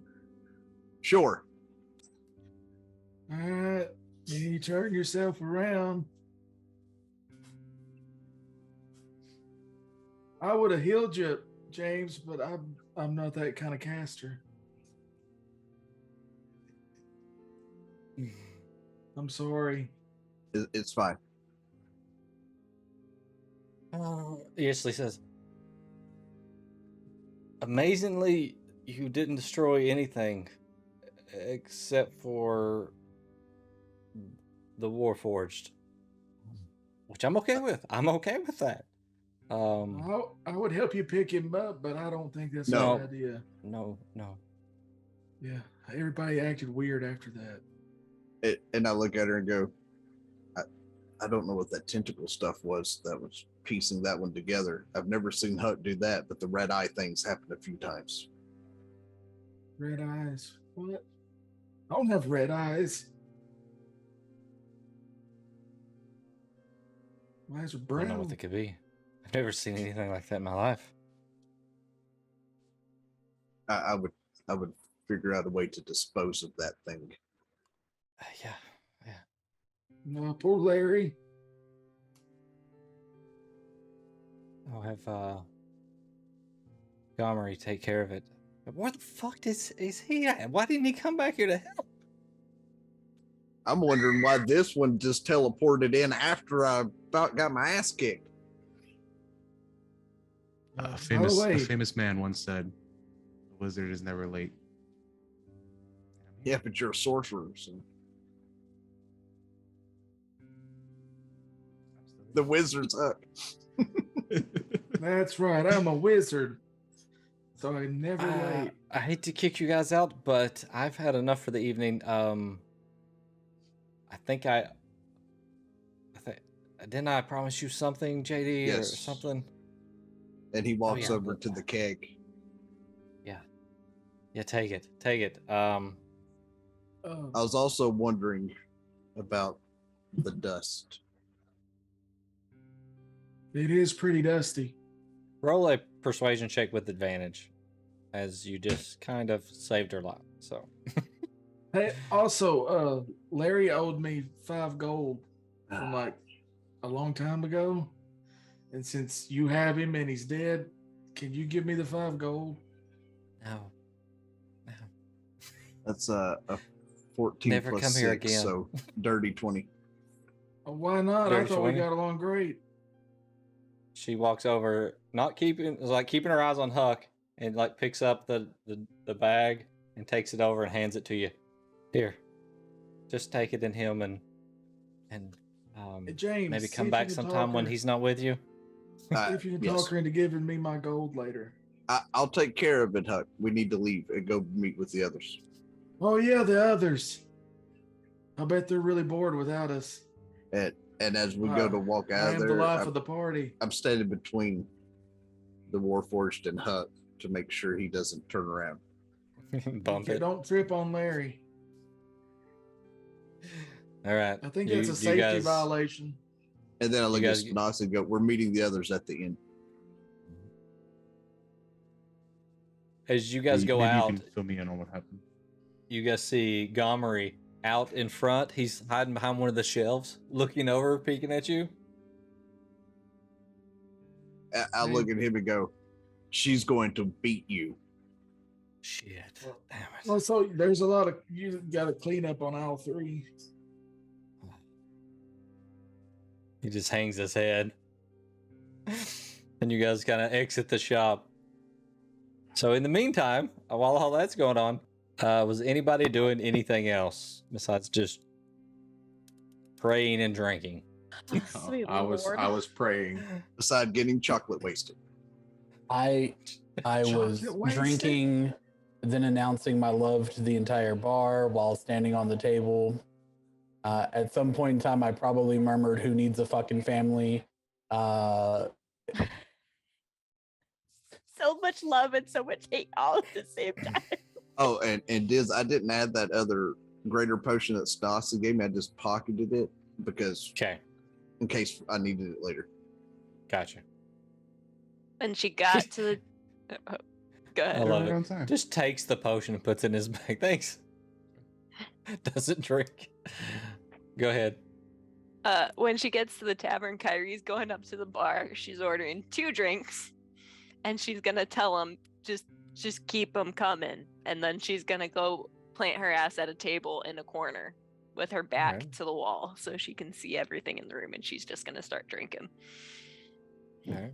Adara is going to, she's gonna walk up to the bar, ask for just like a small cup of wine, and she's going to walk over to Kyrie and sit across from her and take a sip. I'm just gonna look at her and be like, "Are you okay?" Let me get a few of these in me, and then maybe.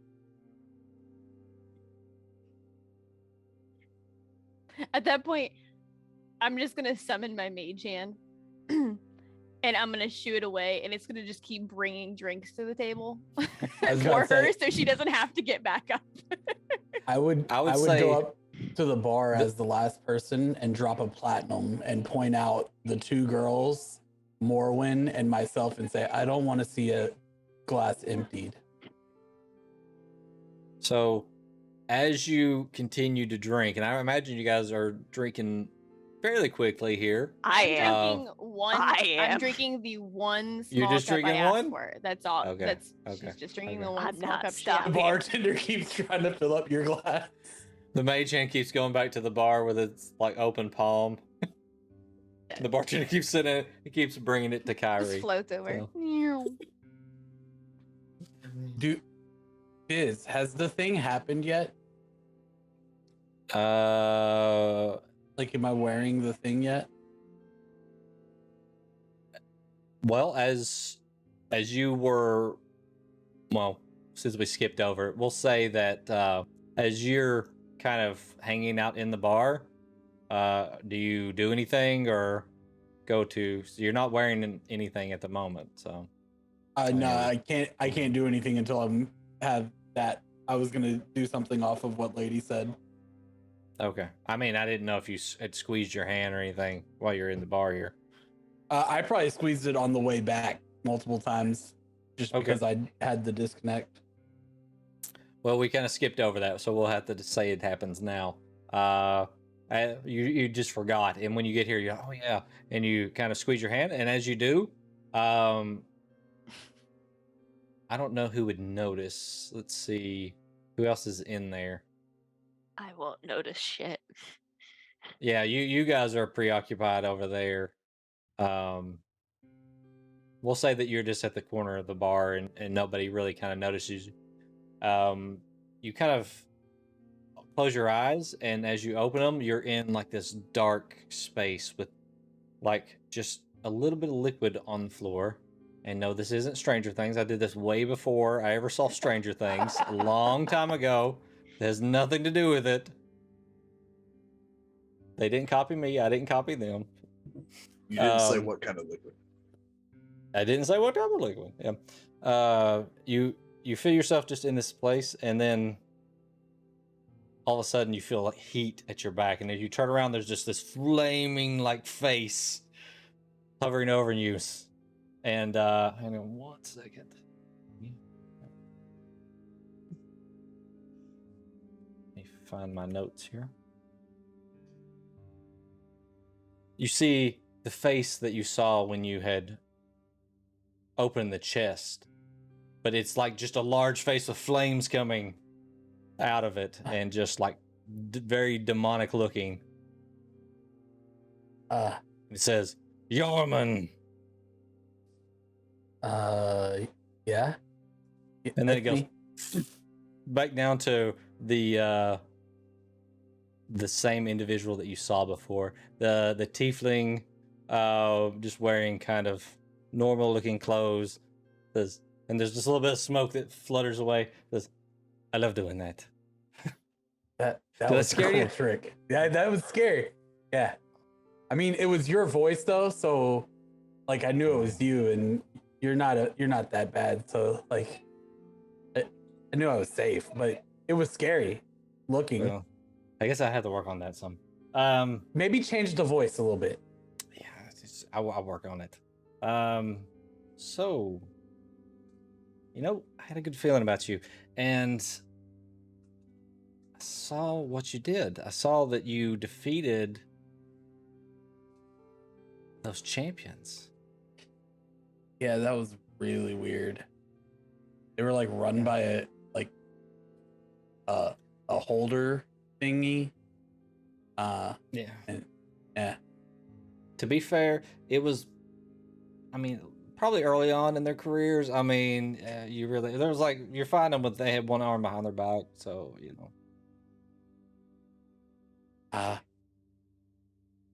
Sure. They beat the crap out of me.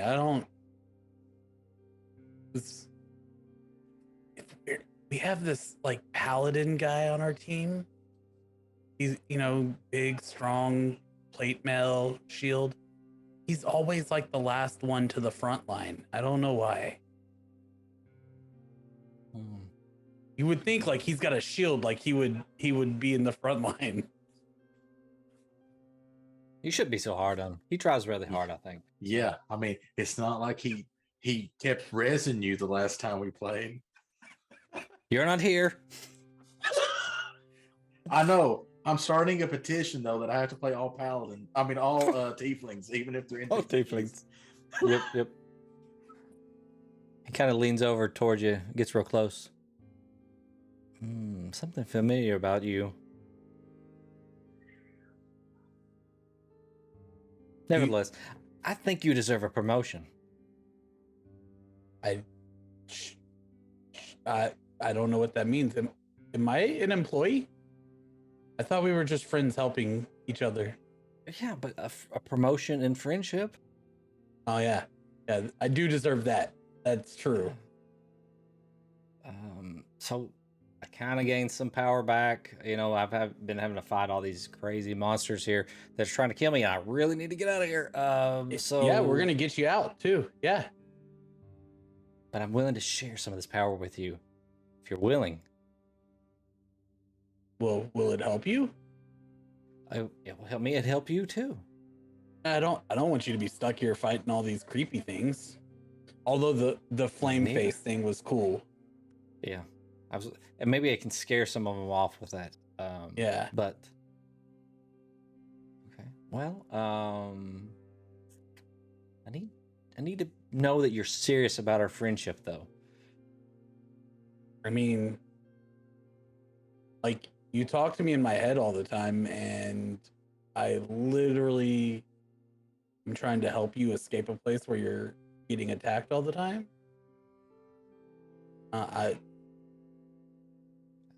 You want to help me out. I want to help you out.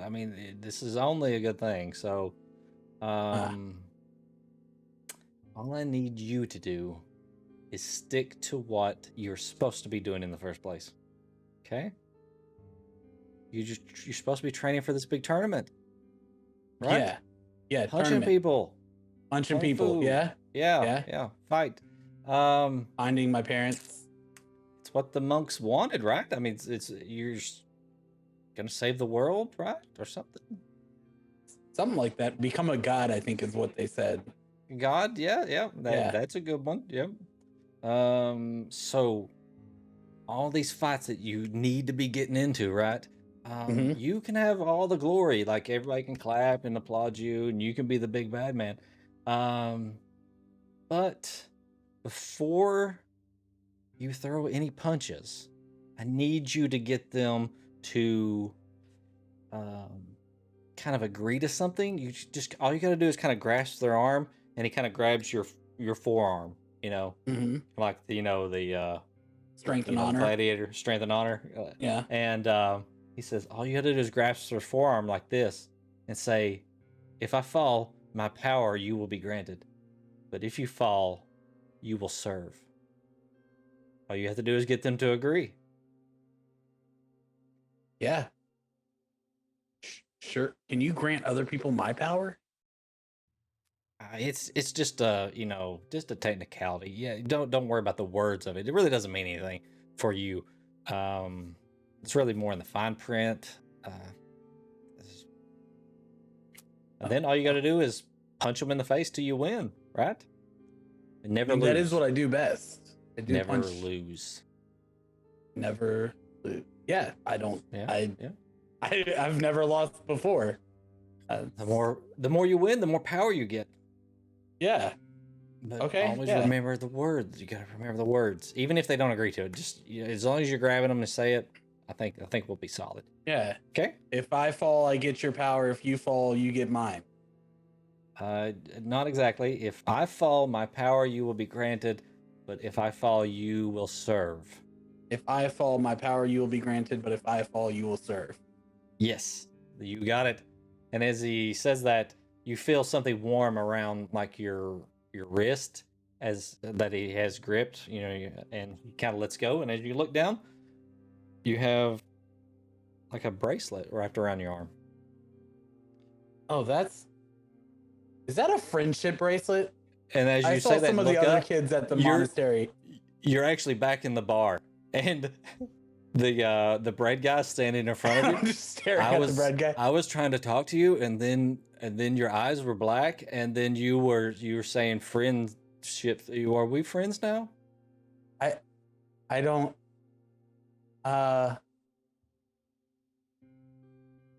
You're not him. He has bread. He looks around. Also have butter. When he looks around, I start looking around for him too. The tavern is secretly Texas Roadhouse. Need some cinnamon buns. Can it just be Roadhouse instead? Roadhouse. I want Patrick Swayze to walk through the door. Roadhouse. I don't know, but do you think that's a friendship bracelet? That looks like a friendship bracelet. I saw a friendship bracelet once, and it kind of looks like that. It's a little more shiny than the friendship bracelet I saw, but it wasn't my friendship bracelet. Yeah. Who are you? Who am I? Actually, I forgot his name. Dorson. Okay, there you go.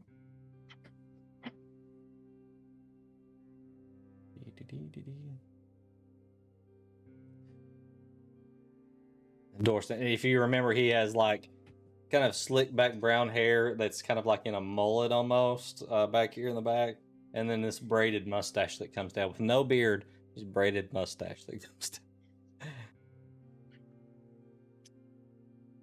Well, all right, thank you. And then I just turn around and walk back towards where the girls are. As you walk away, you just hear him saying, "I was talking to that guy, and then that guy walked away, and then I was not talking to him." All right, you find them very easily. As I was gonna say, while Sly's doing his thing with Dorson over there, as Kyrie drinks more, she's gonna just kind of sip on her wine gently, and then she's going to reach over and lay a hand on her like forearm as she's like sitting at the table and just say, and as she does this, she is trying to just like she always does, like just seeing if what her feelings are, like what's going on with her as she would normally do with anybody that she's near. And she says, your friends don't seem as friendly as I believe they tried to be.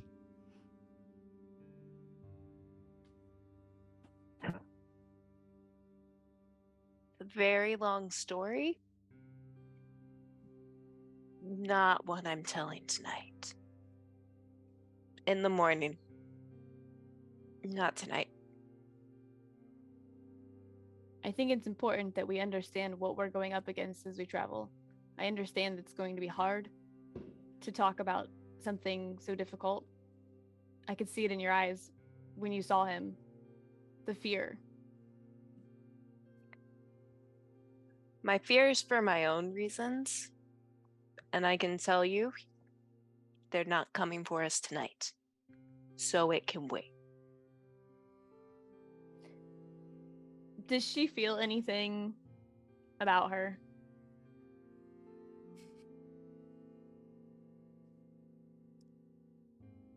Just like, are you just trying to do insight into her, or are you actually trying to like read her? Like, I mean, kind of both. I mean, she doesn't like, she can't really necessarily read people, but she feels what people are feeling. Mm-hmm. So she's just trying to get a gauge on whether or not she's okay and whether or not she's safe, because we still don't all really know each other, and she's not really willing to talk. So she's concerned. She told you she'd talk in the morning. Doesn't mean anything. She can still be concerned. Roll an insight check just to see how you interpret these things. All right, so that's an 18 plus 4. I would imagine it's a lot 22. of different feelings. 22? Okay, that's not bad.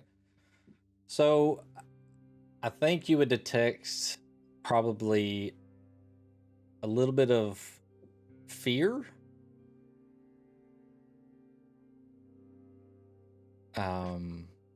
Anger. I'd say that's the prominent one, is probably fear, and then anger right there. Yeah. General trauma. Very well. I will seek you out in the morning. I have some of my own things to tend to, some thinking I think I need to do. I will see you then. She's just gonna nod. And then as Yarman eventually walks over, she'll look at him, and I guess I want to see if she notices the bracelet as Yarman comes over, because Yarman doesn't wear anything else. So like, he doesn't. Like, the fact he has a bracelet would be weird. So what's your passive perception? You may just have a high passive where you just notice it. Passive perception is 14. 14. I would say that's probably high enough to notice it on Yarman, especially. Yeah, he's got this like shiny bracelet on. So, Yarman, what is this? And she's going to reach out, and she's gonna like kind of like you would like if somebody were looking at jewelry. She's gonna kind of like hold his hand and look. So as you kind of hold his hand, the palm turns over, and you Yarman probably didn't even notice this. The marking on your hand is gone, but the bracelet itself has that same marking on it. It's like a gold bracelet with like this, just that marking kind of etched into the gold on the inside of your wrist. When she does it, I'm like, that's my hand. No, Yarman, don't be silly. You've always had your hand. I'm talking about this bracelet. I don't know if it's gold. Is it gold? And she's gonna like touch it and kind of twist it around his arm, like you would like a bracelet. She's gonna touch it. Oh, no, that's a friendship bracelet. A friendship bracelet? Well, where did you get it? Who gave it to you? My friend. Oh, and this friend doesn't have a name? You don't know him. Oh how weird. She's gonna look at him kind of odd, and I'm gonna cast detect magic. Okay.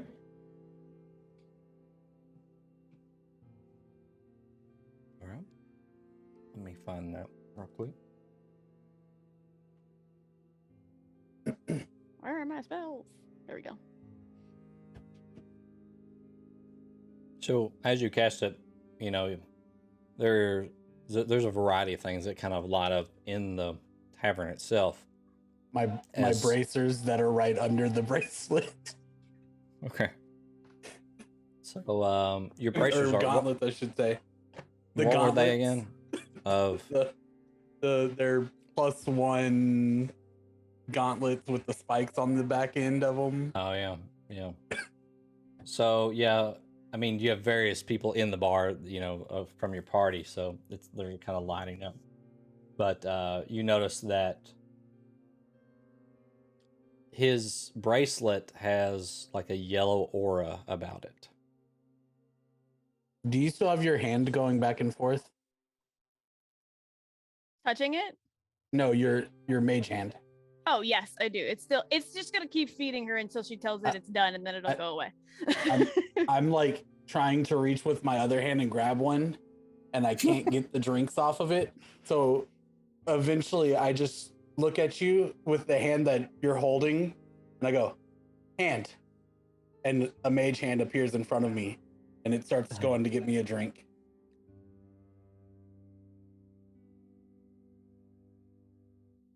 Jarman, when did you learn how to do this?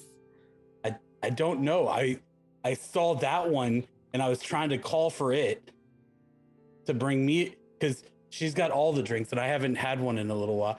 And when I called for it, that one just appeared. Did you do that? I did not do that.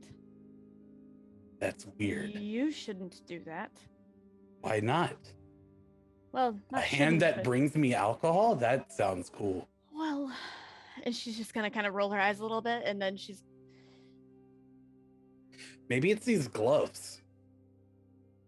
We didn't really know the guy who gave us these gloves. Maybe they did that. Yarman, it's not. And as she's looking at the bracelet, does she notice the symbol on it at all? It's probably not too dark in here. So, I mean, it's easily visible. It's just etched in. So as close as you are, you can see it. You can describe it there, Kyle, if you have it. It's in roll 20 there. Oh, is it? Yeah, you should have it. Oh, is it? If you look under your I didn't know that the symbol was in your roll journal 20. there. Yep. Oh yeah. You can kind of describe it. Wow. Wow. Yeah. That's something. Hold on, let me zoom in on this. Remember, Kyle's describing it because I'm looking at it, not Yarman. Don't give me Yarman description. Give me a Dara description. The problem is, like, I don't know how to describe this. Can you send me a picture of it? Can I share this with her? I can share it with the group. I think you can too, maybe. Let's see here. It literally is like almost like 2 long legs with 2 long arms that are like almost like a ballerina, like pirouette, with a head with horns and like little winglings coming out from under the arms. If you're in roll 20, all the way around little that, winglings? little winglings coming out under the arms, and then all the way around that is like a head-shaped circle. It's not like a real circle. It's like caved in on the sides. It's not like a real circle. Are there big beefy arms? I love the description. Am I wrong though, Diz? Did it pop up for everybody on roll 20? No, I don't see anything. No, in roll I don't 20 see anything in roll 20 either. Here, hang on. I think Show me the winglings. It really does have winglings. Like, It has a big beefy arms. I just want to see what he's describing as winglings. Now do you see it? Okay. All right. It looks like a Definitely spider winglings. that's missing 2 of its fucking No, legs. see, a spider would have equal-sized legs. The 2 Does it? winglings are way smaller. There's no All I see are torso. tentacles. That just Butter, looks like a cape. ballerina arms On the I back. see, with I see the wingling. winglings. This is a little wingling right here. Yeah, I the see arms are buttons going in up it, like a big ballerina, arms, and then it's got I get it. winglings. I get it. I see it. looks way more like that's a cape. Dear God. Could be a Okay. cape too. It's Does- Spider-Man. I would have assumed di- that for there to be a cape, though, there would have been a torso. Oh, for And that, does Adara this is so hilarious. Does Adara recognize this at all or get anything from this? I'm here for two things: winglings and justice. Let me think. 1 second. to be fair, she really might have some insight on this. I really hope she does, and then just corrects you. Those aren't winglings, and it gives no better term for it. because- Remember, yeah. Yarman's not describing this. I'm looking at it. Yeah, I know.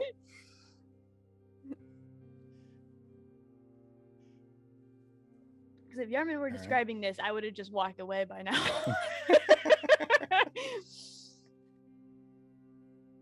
All right, so you would have seen this symbol.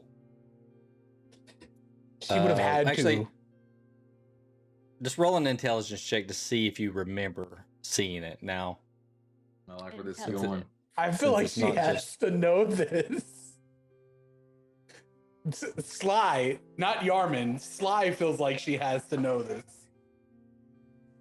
she's never Oh, openly said that see. she was looking at that. So 18 plus. I want to know if he really loves me. Where's my intelligence? 18 plus 22. That 22. song ends up in my fucking head. That You fits in will so many love ways. me. That fits in so many ways, Clan. Yeah, so just So, straight intelligence is plus 4. That's so what it's she 22. said. So you have seen this on the symbol that Sir Eldritch wears.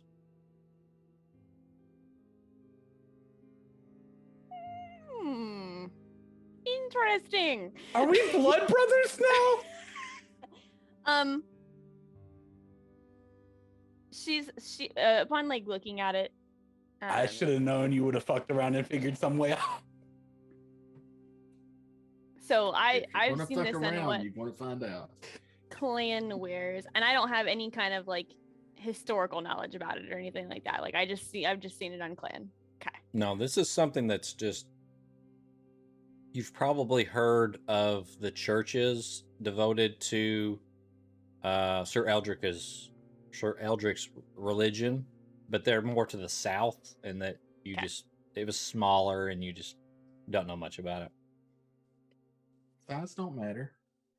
Well, Yarman, this is quite interesting. You know who I think would actually love to see this?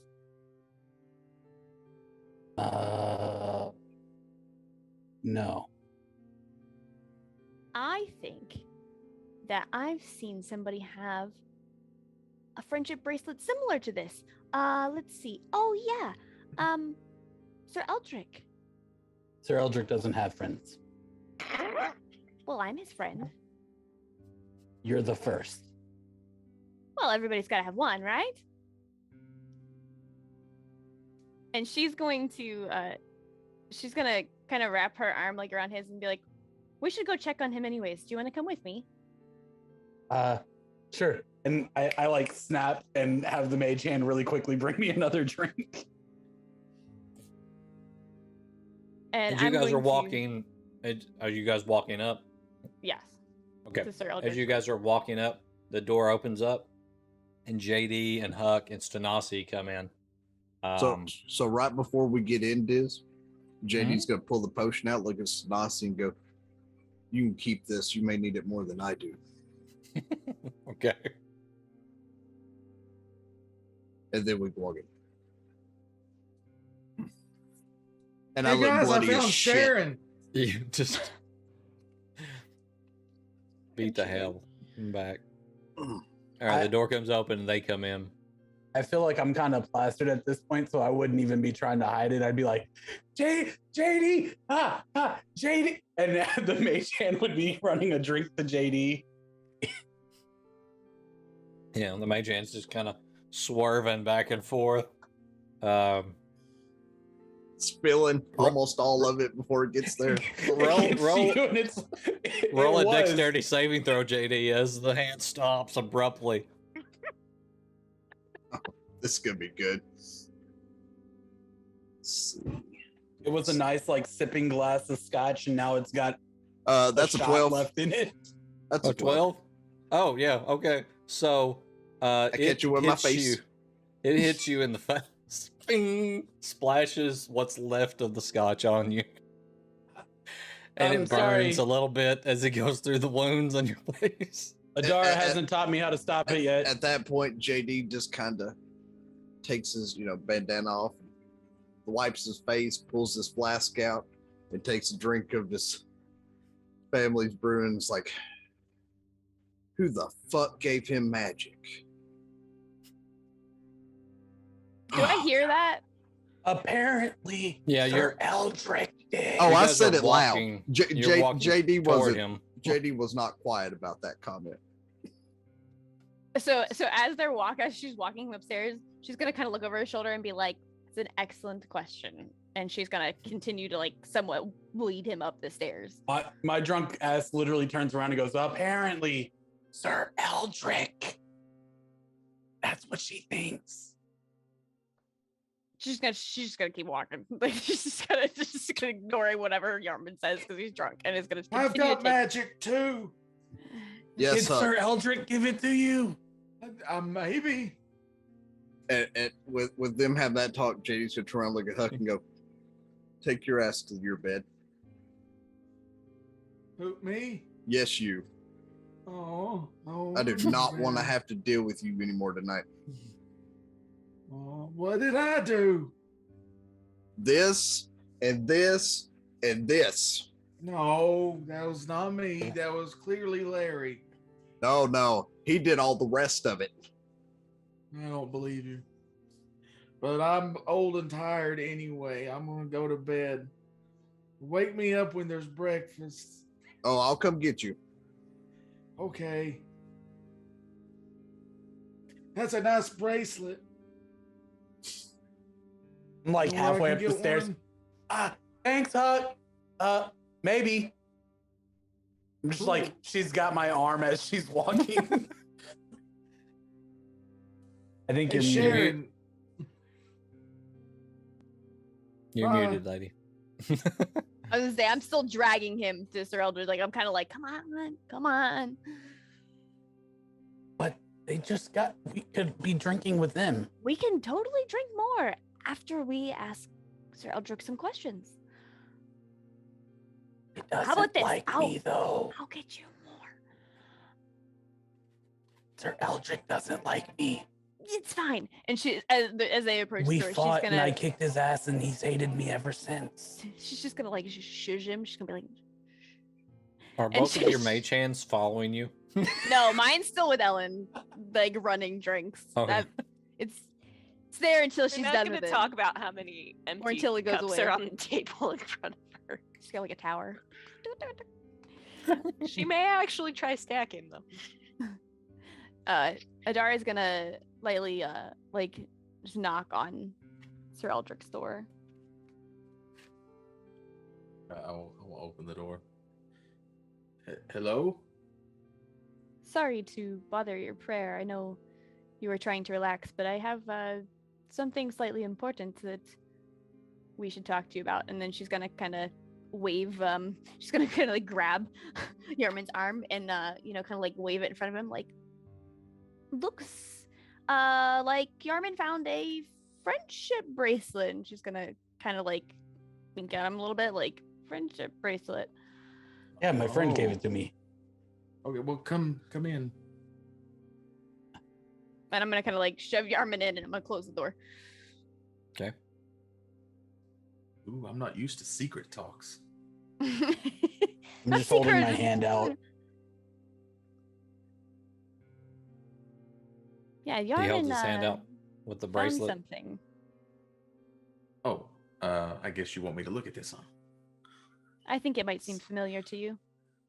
So I take Yarman's hand, then I look at the bracelet, and I guess I see the symbol. You do? And then I look up at Yarman. And then I look at Adara. Then I look back at Yarman. And I look at Adara. And then I look back at Yarman again. And I say, where did you get this? My friend gave it to me. He needs my help. He says I'm the most powerful person he's ever met. But apparently you might work for him too. So that still means I'm more powerful. Who is your friend? You don't know? I'm just wondering, is your friend a member of the church? Is he like a cleric or a priest or a paladin like me? I think he like leads the church. I don't know.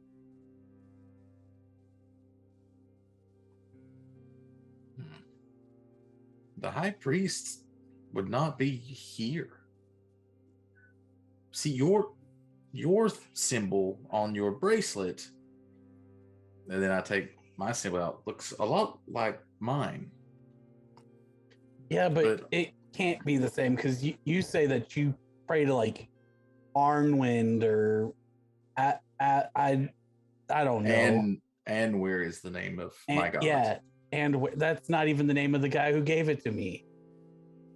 Well, then what's what I'm asking? Who gave you? What is the name of the person that gave you your friendship bracelet? I'm gonna roll it and see if I'm drunk enough to say the name. Okay. Roll a Constitution saving throw. That's a 5 plus. My con's pretty good. 3, so 8. Yeah, you're a little tipsy. You're not on the verge of, spilling your entire life story, but you're a little friendly. So. Yeah, his name's not even like Arnwind or Anwind, or he's not even part of any kind of wind family. His name's Agminos. Does Adara recognize that name at all? For any reason? Do I recognize the name at all? Speaking out of character.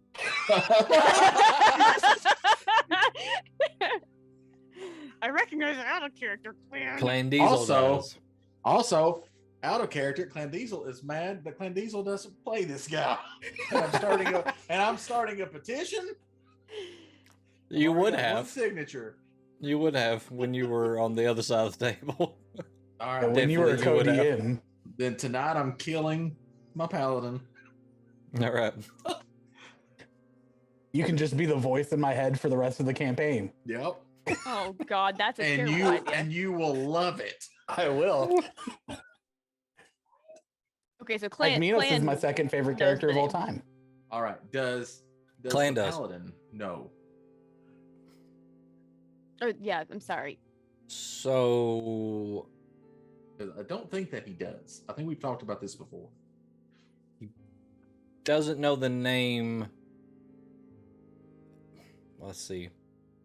Both of you roll intelligence, history checks rather. This is a history thing. Okay. Well, I rolled a nat 1, so I don't know shit. I rolled a 13. You forgot Plus things. 7, so like I got a name, or like now one's not good. A plus 7 didn't do me shit. Yeah, I rolled 13. Yeah, 13. You don't know anything. Yeah. Yep. I do not know an Agminos in the church. But I mean, maybe he's new. But where did you meet him at? He's in like a really bad place where things are attacking him a lot. Well, when did you see him? When were we somewhere like that? I don't know. We were. And why didn't you get us to help him? It's my duty. Because I was the only one there. And then I wasn't there. But you talked to him again? Yeah, I kind of can talk to him whenever I want. Can you talk to him now? Probably. Do you think you could ask him if he could talk to us or me? Maybe. You said that he knows me. Does he know Adara? I don't know that he knows you. Adara said that he knows you. Or that you knew him, or that we both had the same symbols and it meant something. I don't know. I mean, are this my holy symbol and the symbol on your bracelet are very similar. How similar? Are there any changes?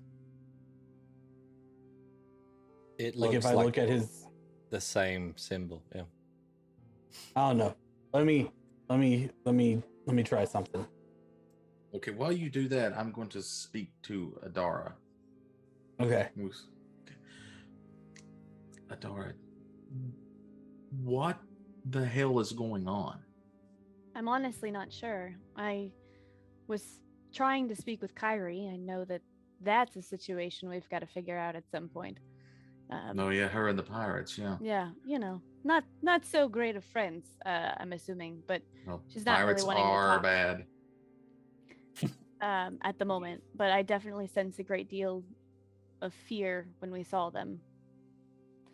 She did not seem to indicate that we were in a good position when we first ran into them, so we'll have to figure that out later. This seems a little bit more pressing, considering that Yarman doesn't exactly know what's going on. Am I wrong? He didn't have the bracelet earlier. I've never seen him wear a bracelet until he came over to the table tonight. Right. I don't recall seeing it earlier. When we were with the mayor, he didn't have one. He says he met with somebody and he was given it. He hasn't left our site. He's been in the bar. Exactly. So when did he meet this Minos? Akminos? Akminos. I've never heard the name. I don't recall. Me either. I just remembered that when I saw the symbol, it looked a lot like yours. I figured you'd know where he got it from, but it had to have just, I don't know. I don't know where he got it. I didn't even see him talk to anybody, but I also was tending to Kyrie. Me either. I mean, it would have to be someone in the church. But if someone from my church was around, why would they not converse with me? Well, I do have some concern. It does have some magical properties. Wait a minute, what? I gotta remember what my colors are because I can't remember them. There's some kind of, I don't know, enchantment or something on it. I can see it. When I first saw it, I had some concerns after seeing the symbol and it just appearing. So I cast Detect Magic just to see if it was different in some way. It's got some kind of enchantment, but I don't really know what. Interesting. Any luck with this contacting your friend? While they're talking, I would have squeezed my hand and been like, Akminos?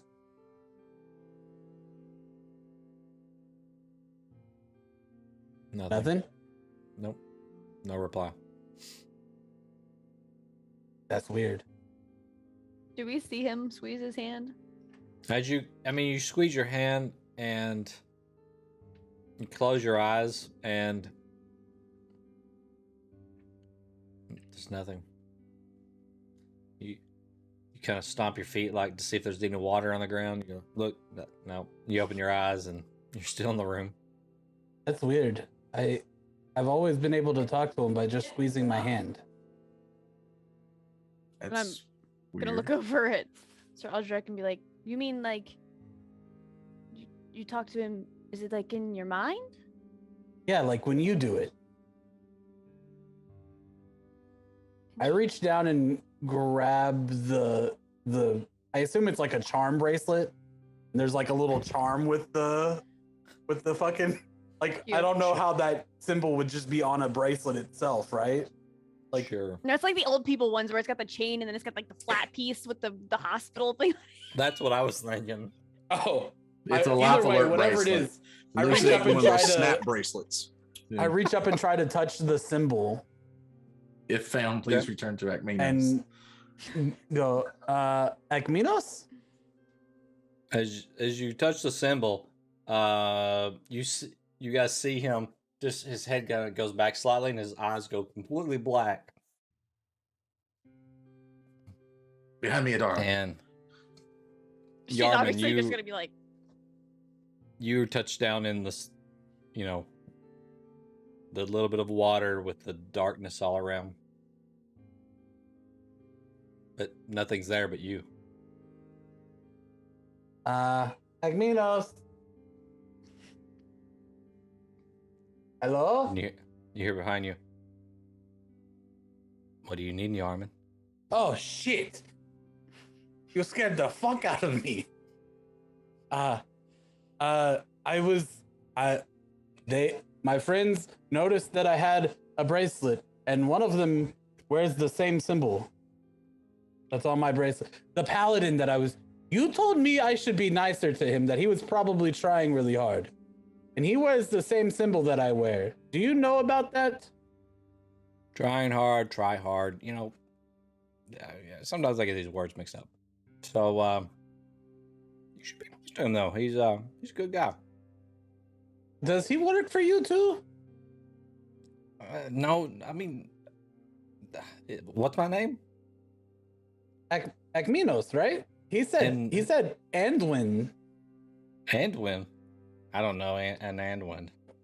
Or Arndwin, or I don't. He said some weird name. It wasn't Akminos though.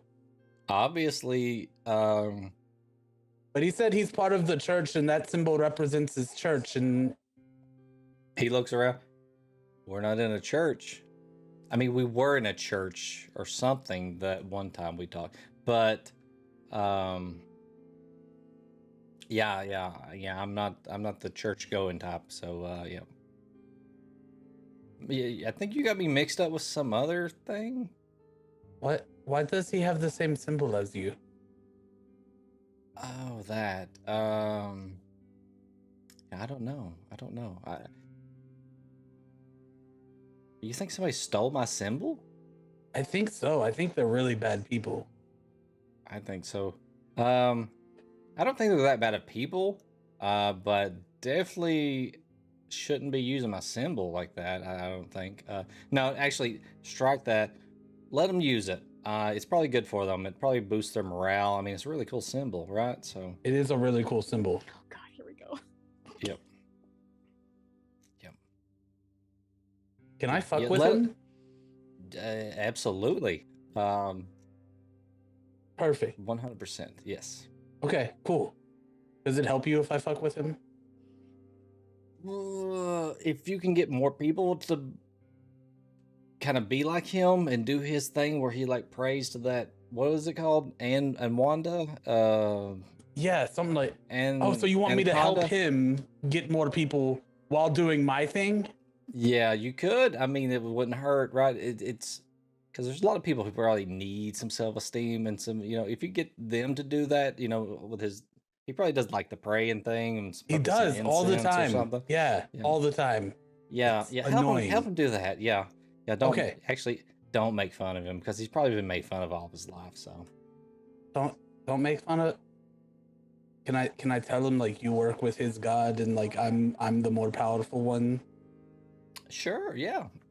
Cool. That's fine. That's fine. Yeah. He probably won't believe you, but yeah, you can tell him that. Yeah, he's kind of a dick. I told him his name was Eldick, even though I knew it was Eldritch.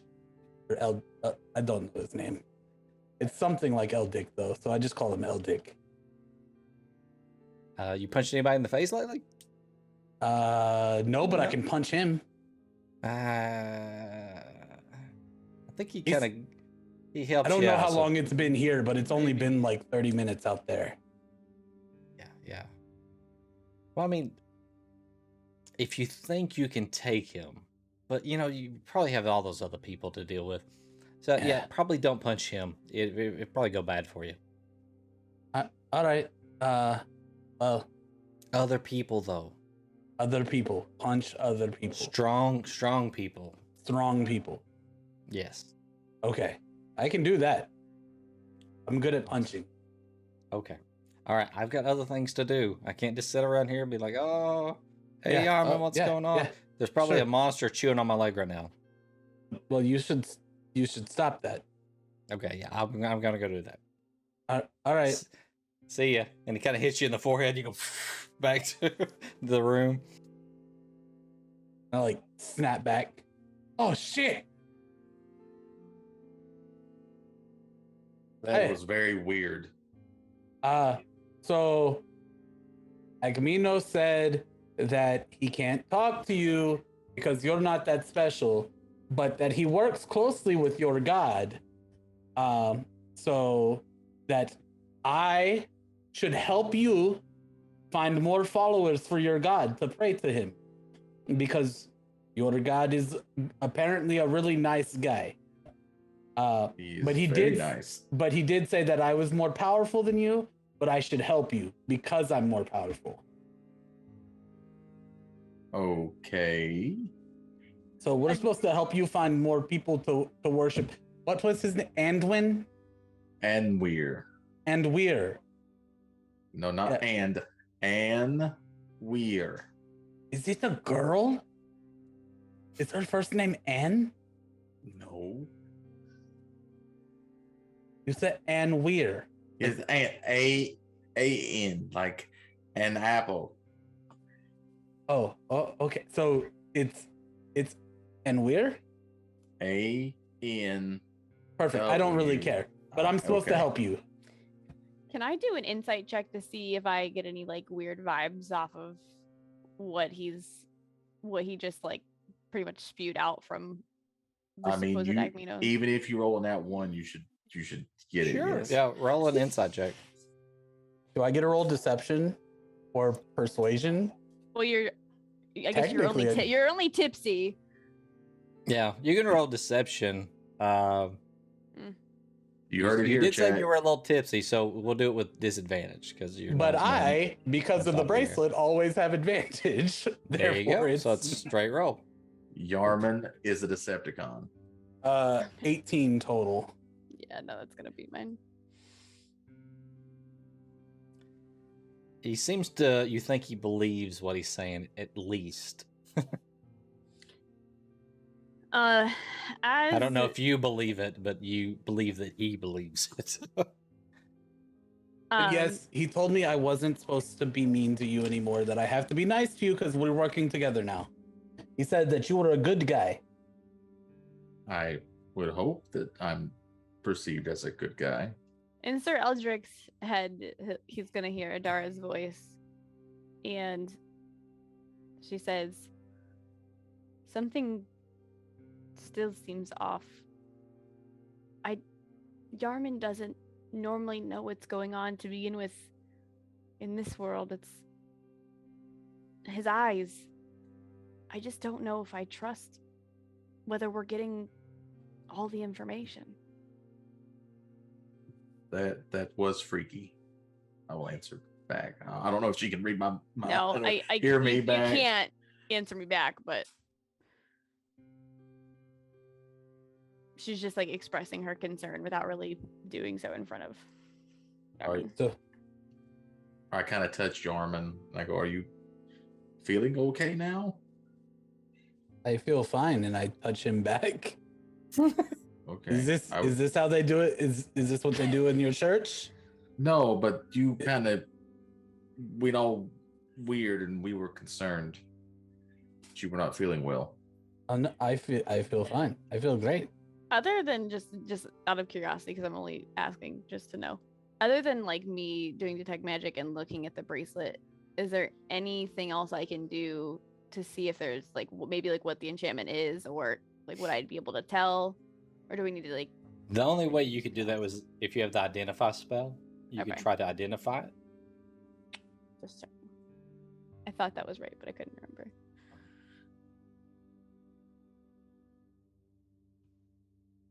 I shall pray to Enwer about all this. Now, if you spend a lot of time with the bracelet, over time you might be able to decipher what it is. With simpler magic items, you can do it relatively quickly, but this is a more complex device. Very well. Well, Yarman, I know you didn't want to miss out on the party downstairs. I won't keep you. I just figured we should probably let Sir Eldrick know that you also were helping him. Yeah. You want to go get a drink? I need to get some rest, I believe. Yeah, you can come too. I was talking to Sir Eldrick though, but you can come too. I'm good, thank you though, Yarvin.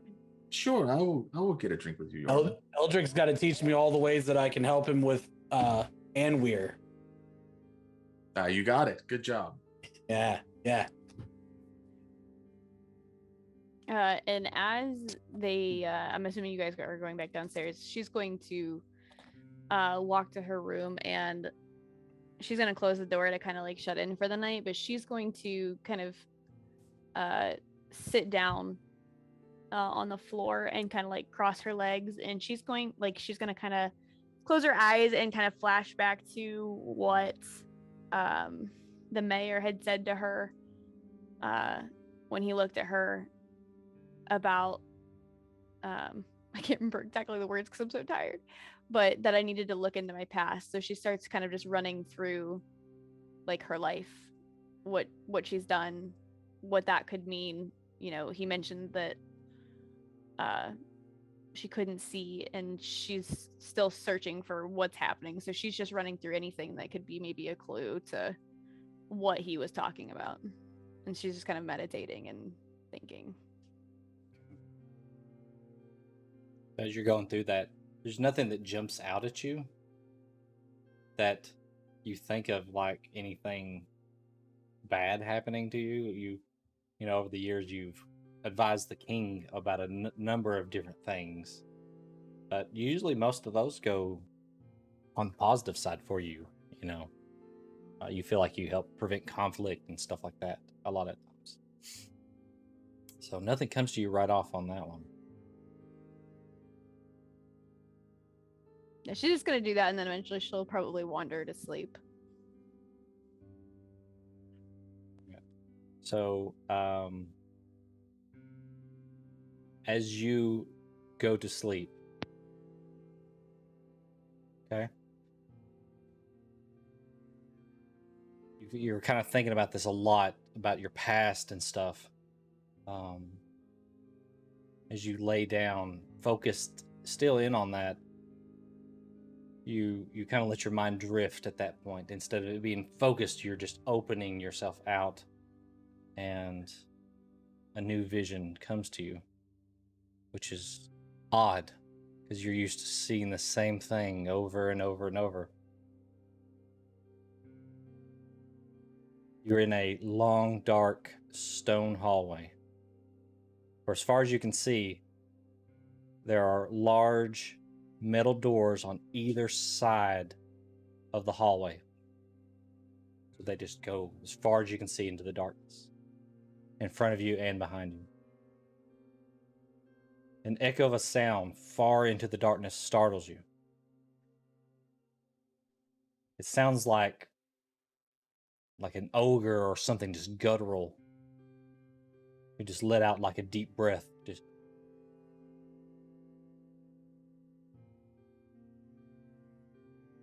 you move to one of the doors on the sides, but it disappears as you reach for the handle. And then all of the other doors just evaporate.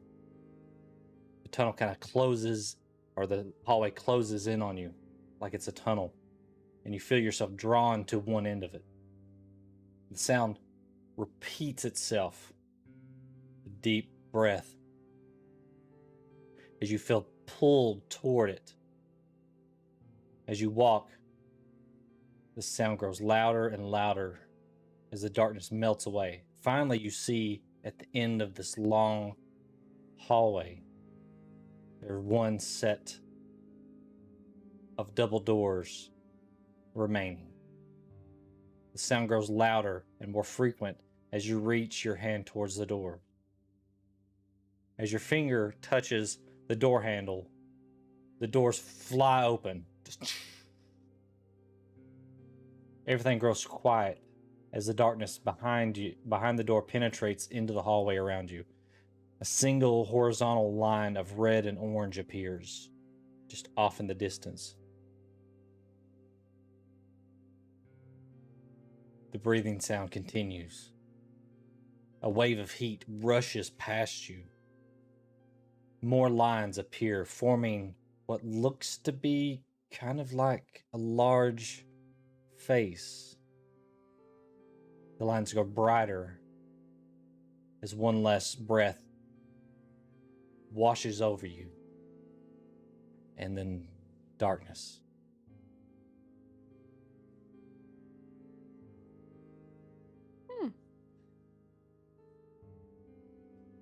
Yep. All right, back downstairs. Is anybody doing anything else? After Kyrie's gotten a couple drinks in, she's starting to look around the bar for Scarlet. Okay. She's not getting up to look for her because she's staying planted in her spot, but she's looking to see if she's there. No sign of her. Okay. Yeah. I'm trying to learn everything I can about how to help Anweir and Eldrick. Okay. After JD sent Huck to his room, JD took up a table about 3 or 4 away from Kyrie and just watching her, because she's doing a lot of drinking, and we've had a lot of shit go down. So you just carrying the keg around like on your side, just set it on the table? I mean, it's set on the floor beside me. Is it okay? And I've just sitting You there might, watching. you might be her best friend if she sees that. All right. She's got a mage hand bringing her drink after drink. She's fine. Yeah, but you're drinking ale. She doesn't know what you've got. I don't think she's tried yours yet. Nope. There's only about 2 people that have in the party.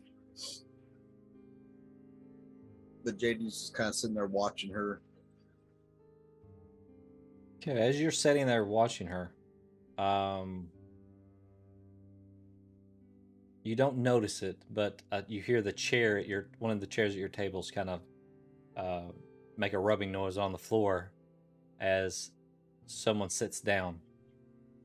As that happens, JD's hand goes to his gun, but it's still under the table. As he turns to look to see who's sitting down.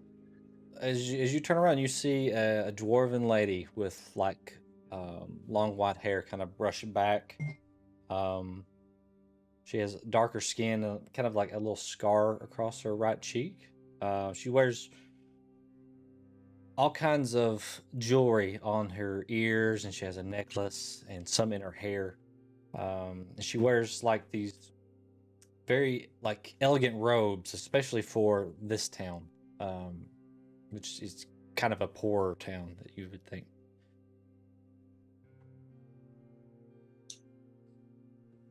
And I just kind of look at her and I go, so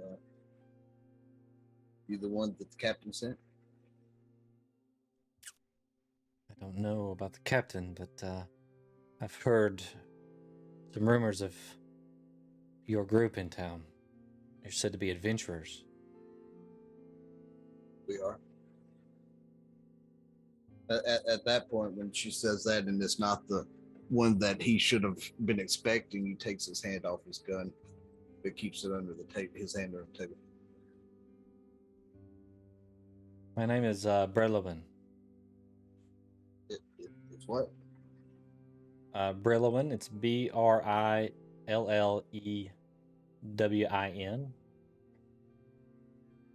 Okay.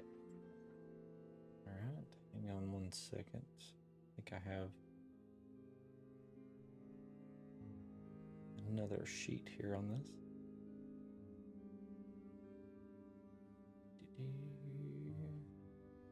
Never can find things quickly. Need to be more organized.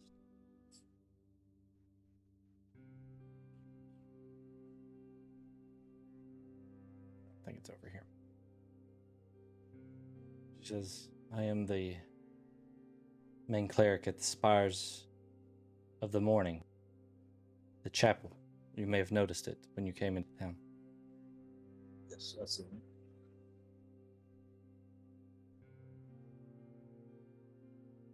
I'm a cleric of Lathander, but his light has not shone as brightly as it once did.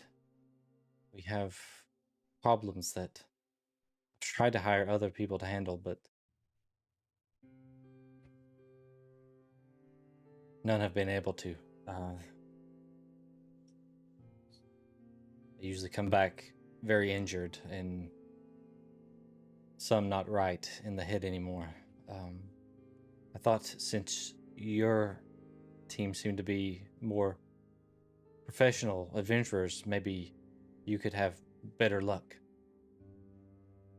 Well, that depends on what you're wanting us to go after. Well, the upper levels of the temple are fine. Seems like anywhere the sunlight can seep in, there's no fear of your life. But when you go down below, and there's a lot down below, I hear rumors of all kinds of crazy beasts that shouldn't be down there, devils and demons, and I need someone to figure out what is going on and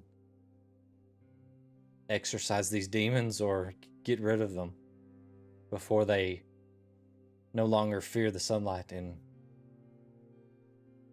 destroy the town.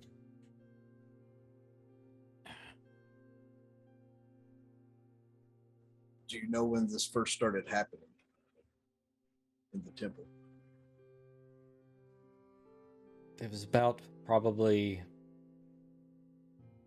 a year ago, maybe. And I've had several different adventurers, any that would take the job, and many have turned me down. No one's been successful. Have they hurt or killed anyone that wasn't actively trying to find them and sort them out? Not as of yet. I mean, there's been clerics who have went down there that originally found it that were injured. But they weren't hunting whatever it was. They were just investigating the temple as we were putting it back together. How many floors lie below that are in darkness? To be honest, I don't know how many floors are below, but at least 3, maybe more.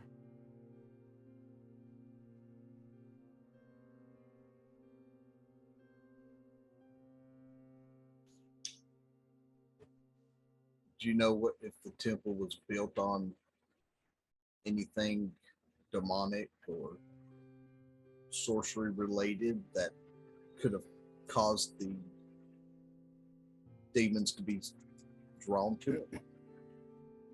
The temples were... the temple, it was there before, when Waterdeep was whole.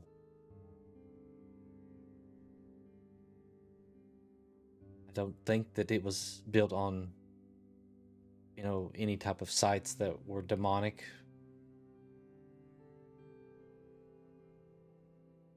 Which god held the temple before Waterdeep fell? It was still Lathander. Okay.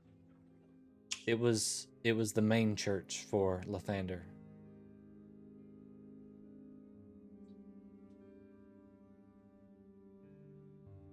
Well, I make no promises. I have to ask my team, of course. It's the way you're saying that every adventuring group that's been down there has come back looking worse for wear. Yeah, but you if seem they're to be of willing a to take different it on. stock. Some of us are. Some of us I wonder about.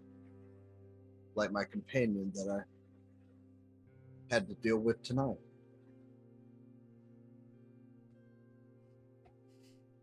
I understand.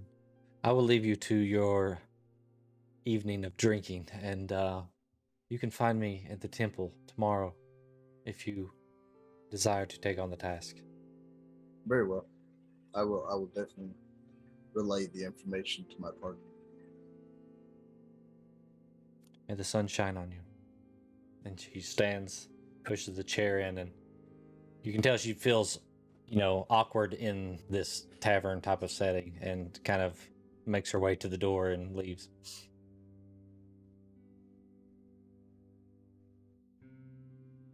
All right, so with that, I think for the evening, some will go to bed, some will black out, and we'll pick up here. JD's waiting until Kyrie is finished and either passes out or goes to get up to go upstairs.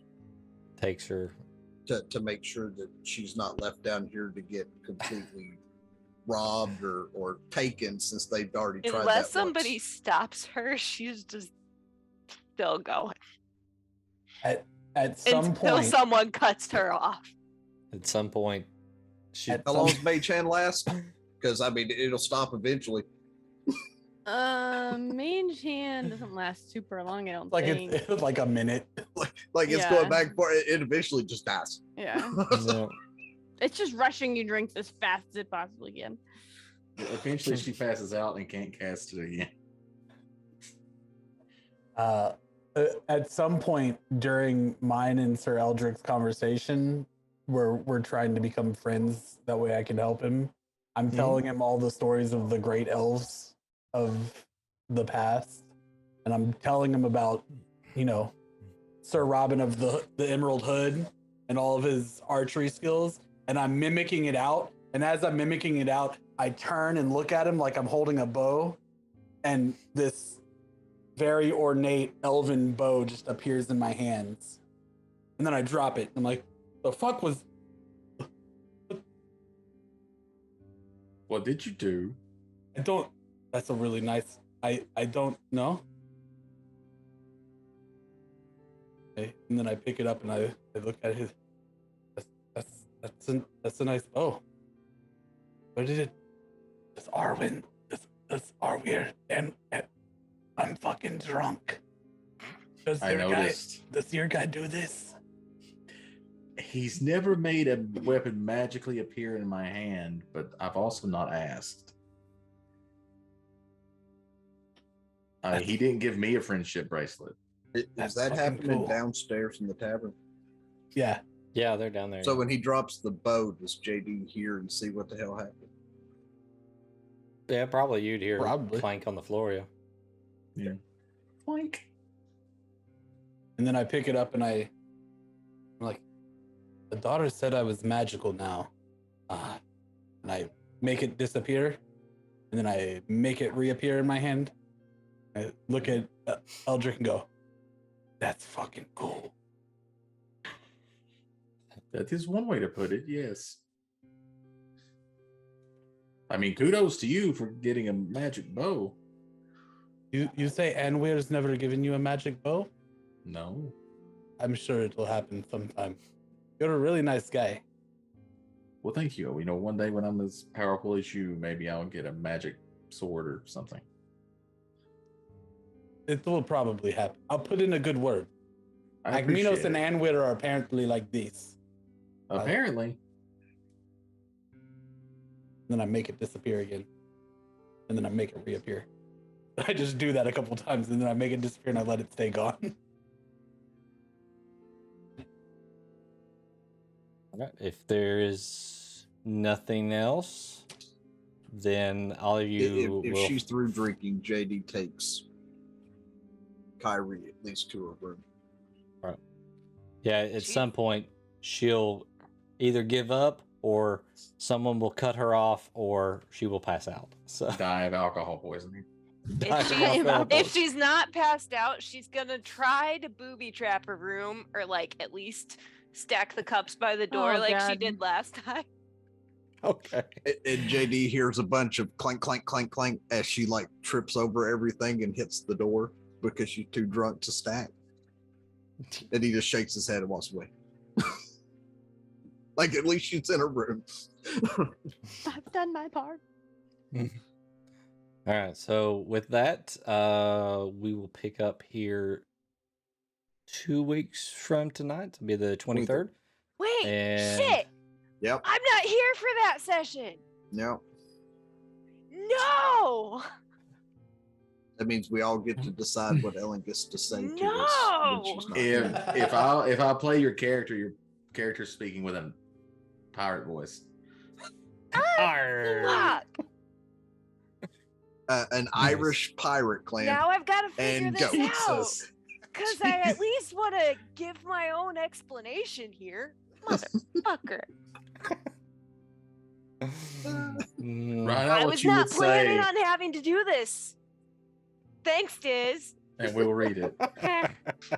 Yeah, I mean, you can always write it and give it to somebody. They can read it out loud. as Make you a go. recording if you say that, and we'll play it during the thing. Yeah, we can. You can ask no questions though, because she will not Exactly. answer them. Nope. Oh no, she Or has you to. guys- She has to do the recording like we're asking questions and answering Or- it too. Or I won't be there the entire session, but you guys message me. It's like, yo, we're ready to talk to Kyrie now. I hide for like half an hour, give my explanation, and then deuces, bitches. There you go. There you go. Maybe that's what we do. She There you runs go. and I like hides. it. Damn it. She's hiding in the bathroom on her phone. I mean, Well, no, I these- meant these Kyrie friends runs and all- hides after she tells us. She's like, these I'm out. friends also play D&D, so they'll Oh, kind of okay. get it. But it's like, yeah, there's kind of an important plot point with my character happening. I need to Nice. go for a sec. And Ellen will be drunk this time instead of Kyrie during the conversation. There you Can't go. wait for the hangover. She's gonna be miserable tomorrow, but she was gonna be anyway. So All right. We'll the pick hell? up here in 2 weeks, and hopefully we can figure out the Ellen situation so, for her character. And hopefully we'll get everything's some fine. more people that can play next time because we had some people out with some sickness and stuff. So, but That's until then, be sure to check out Kyle's campaign next Saturday. Next Saturday. Yeah. Next Saturday, nice, awesome. And then me and Clan have retro every Monday at 10:30, and we'll do an After after the roll next Thursday. Next- After the roll next Thursday. 10:30. And anybody got anything else? Nope. No. Okay. Thanks for the subs. The Incredulous Geek and Not Degenerous 95. And thanks for those follows. And we will see you in 2 weeks. Bye. Bye. Stream button.